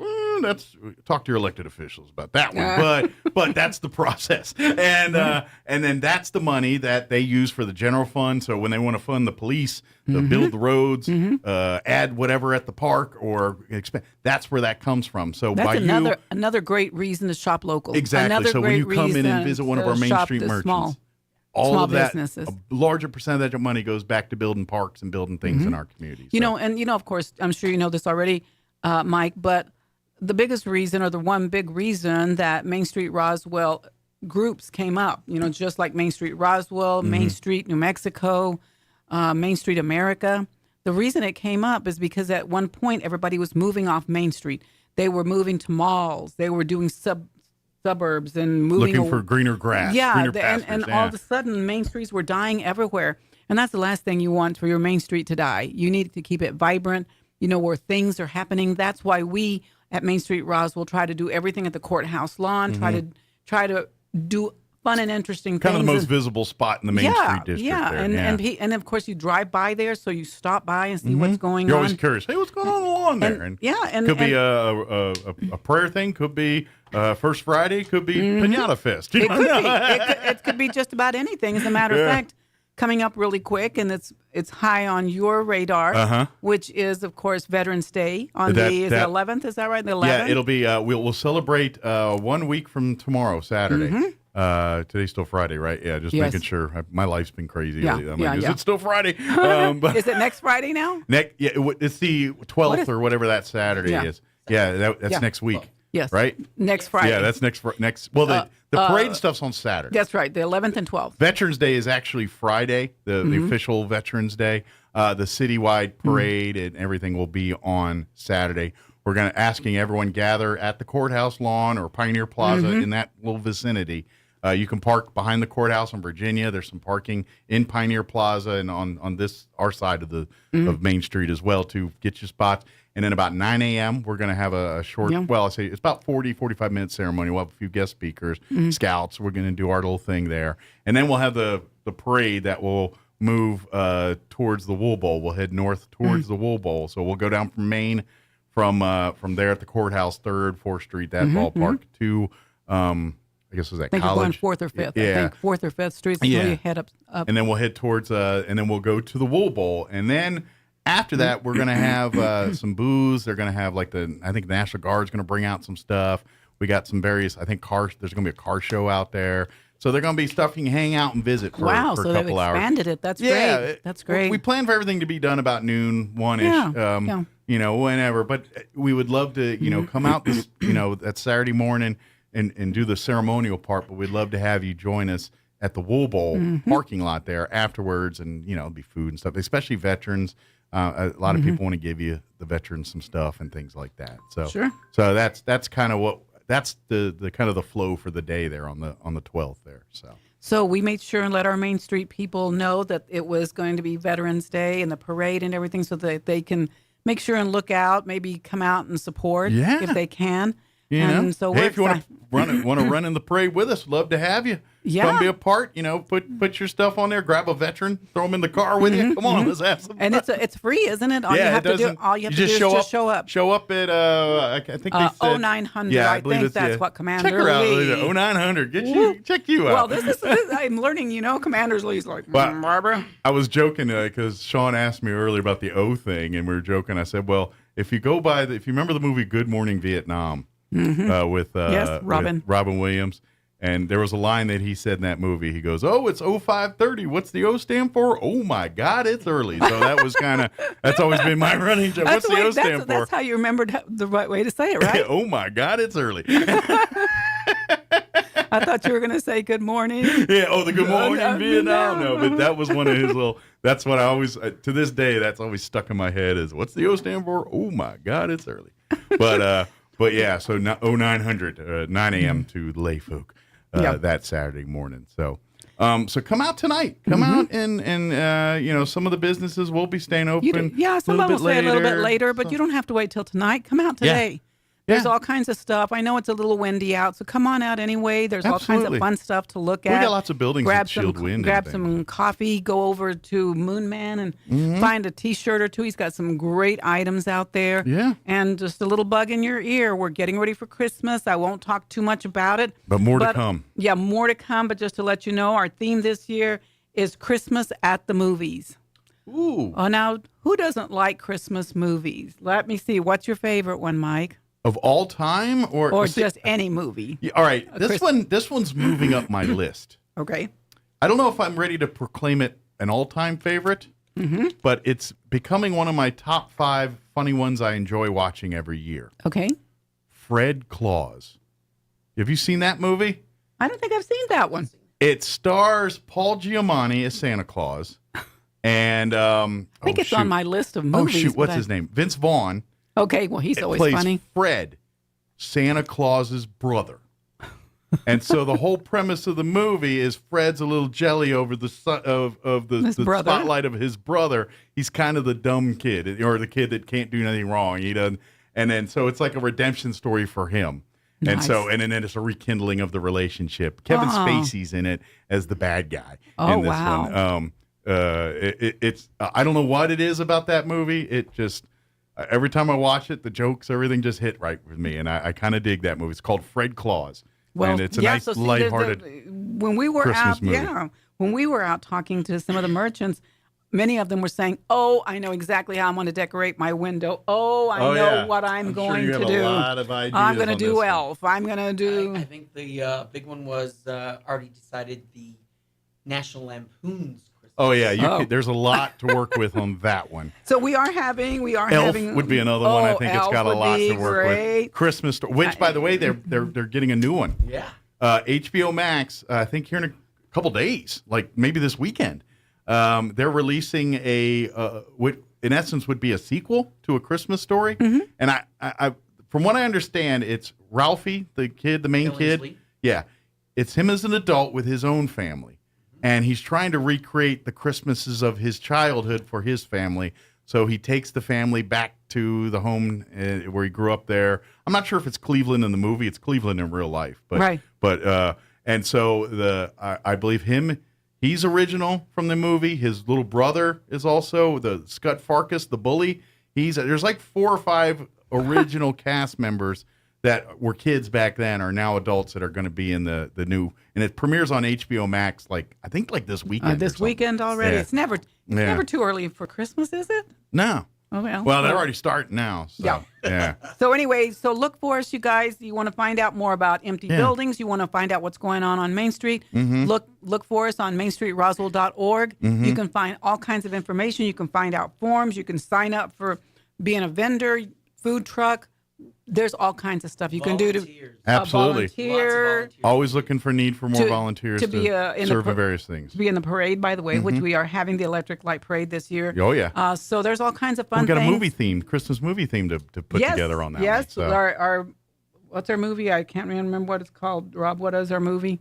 Polar Express. Oh yeah. That's this year is going to be Polar Express free movies on the courthouse lawn. So we'll come back. We don't want to talk too much Christmas. And all that, yeah. Yeah, we'll talk to you about come Christmas out this later. weekend. Come out and shop. Don't forget, support Small Business Saturday and Black Friday, all of that. Don't forget your Main Street merchants. They're probably going to have, to be honest, the best unique deals for you. That's right. Here downtown and the greatest customer service. Because if you're kind of, especially with holiday shopping, where you may not be the most knowledgeable person on the thing you're buying because you're buying it for somebody else, let their expertise kind of guide you. To make the right choices there for your gift. Yeah, I mean, what makes Roswell unique downtown is the fact that the items that we do see in the local shops from the merchants are one of a kind. So they're not like you're going to see it in every store. Sure. Hey, Rob shopped in every one of them already. And plus they know their products. Yeah. It's not like and don't get me wrong, your box stores, your hardware stores. Yeah. I get it. They're convenient, but when you're trying to buy like cookery or something that's kind of a niche market or something that you need, but you're not, I mean, it's like, it's a pot. What do I know about pot? And let them say that do nothing but study this very thing that you're doing. Let them tell you the difference and why this particular pan is better than this particular pan. And that's where and let's face it, the box store, if you ask a question like that, to be like, I don't know, it's they look at the box like you're looking at the box going, it says here, it's green. Right. Yeah. I mean, but even going over to Roswell Mercantile, Adele's got some wonderful wood items there, furniture. I mean, just with you guys. New items coming in. New items coming in. So, yes, please don't miss out shopping on Main Street. Absolutely. Again, I encourage you to like and follow Main Street Roswell's Facebook page. Yes. Just type in Main Street Roswell on Facebook. Maybe throw an NM in the search there. It's actually just Main Street. I mean, if you're just doing a search. Main Street Roswell. Yeah. And we also have a stakeholders page, and those are for people that are right on Main Street. Okay. You can join the stakeholders page and hear about what's going on specifically for you, a stakeholder on Main Street. Yeah, absolutely. So if you're definitely a business merchant on here, it probably behoove you to be a part and listen in on that meeting. Yeah. Just to hear what's happening. Exactly. Good deal. Thank you. Well, thank you guys. And we'll see you here next time and appreciate it. Welcome to the board here. Thank you. And we'll see you hopefully. Next time I'll bring another board member. How's that? Sounds like a plan. Like a plan. Thank you. Now, hopefully they got to top him, though. That's the problem. Now that's the problem. Now they got to top Rob. It's going to be hard.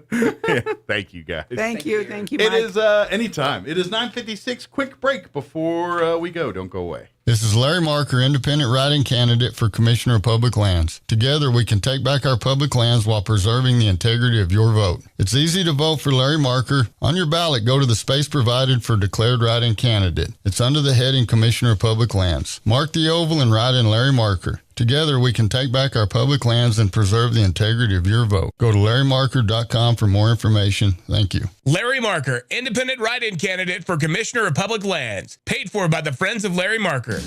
Jennifer here from Trustmark Roofing, and I know you've heard me say that you can trust Trustmark, but I want you to know what that looks like in real life. A few years ago, we installed a beautiful new roof for an older woman who was recently widowed. She was an artist, and colors were really important to her. So when she said she didn't like the color of a brand new roof, we took that seriously. She had picked the color and signed off on it, but I just kept thinking, if she's going to walk into her house every day and be disappointed, then we're just going to redo it. So we did. We ripped that beautiful new roof off and replaced it with a slightly different color, and she was thrilled. Yes, it cost us quite a bit of money to make her happy, but I want you to know you can trust Trustmark to make it exactly right every time. If you have any roofing needs, call us at 575-755-ROOF or find us online at trustmarkroofpros.com. Trustmark Roofing, we put people first. This is John. Hey, my name is John Jackson. He's not some actor. He's a steward of the land with a John Deere 3 Series tractor. John runs with us. Nothing runs like a Deere. Get a 3 Series tractor with 0% APR for 72 months at your John Deere dealer today. For additional cost information, please call toll-free 855-633-2316. Stop by Pecos Valley Equipment in Artesia or Roswell, or visit us online at pecosvalleyequipment.com. This is a call to action. I'm Michelle Garcia Holmes, and I'm running for United States Congress. There's so much at stake this election cycle. The life of the unborn, your safety, the cost of living, and most of all, our religious freedom. I'm calling on every Christian from every church to step out of the pews and go to the polls and cast your vote. I ask for your vote. Send a woman of faith to Washington that will protect and stand strong for our values. Paid for by Garcia Holmes for Congress. Here's a Mornings with Mike Winters fun fact. Elephants use these skin folds on their bodies to crush mosquitoes. Mike Winters uses his to hide M&Ms. Here's Mike Winters. And good morning. It is closing in on 10 o'clock. That's about going to do it for us for today's show. As always, appreciate each and every one of you for spending a few minutes with us every day. Have an amazing weekend, and we'll talk to you tomorrow. If you missed any part of the show, ksvptv.com. Got everything you need. And don't forget, get out there and have fun. Go check out the Sphere show. That looks like a lot of fun. Awesome. That looks really cool. Don't forget Mission Improbable tonight at the Roswell Communal Theater. That starts at 7:30 p.m. So there's a cornucopia, if you will, of activity. Plenty of things to do. Yeah. So have an amazing weekend. We'll talk to you bright and early Monday morning. See you. Till then, take care. You're listening to 106.5 Roswell's Talk FM, KEND, Roswell, New Mexico. Breaking news this hour from townhall.com. I'm John Scott. America's employers kept hiring in October, adding 261,000 positions as the economy remains a picture of solid job growth and painful inflation. The unemployment rate rose from a 5-decade low of 3.5 to a still healthy 3.7%. A strong job market is deepening the challenges the Federal Reserve faces as it raises interest rates at the fastest pace since the 1980s to try to bring inflation down from near a 40-year high. Also at townhall.com, former President Trump praising Iowa Governor Kim Reynolds for her fiscal policies in the Hawkeye State. She cut income taxes across the board to a flat and fair rate, eliminated taxes on retirement income completely, and was recently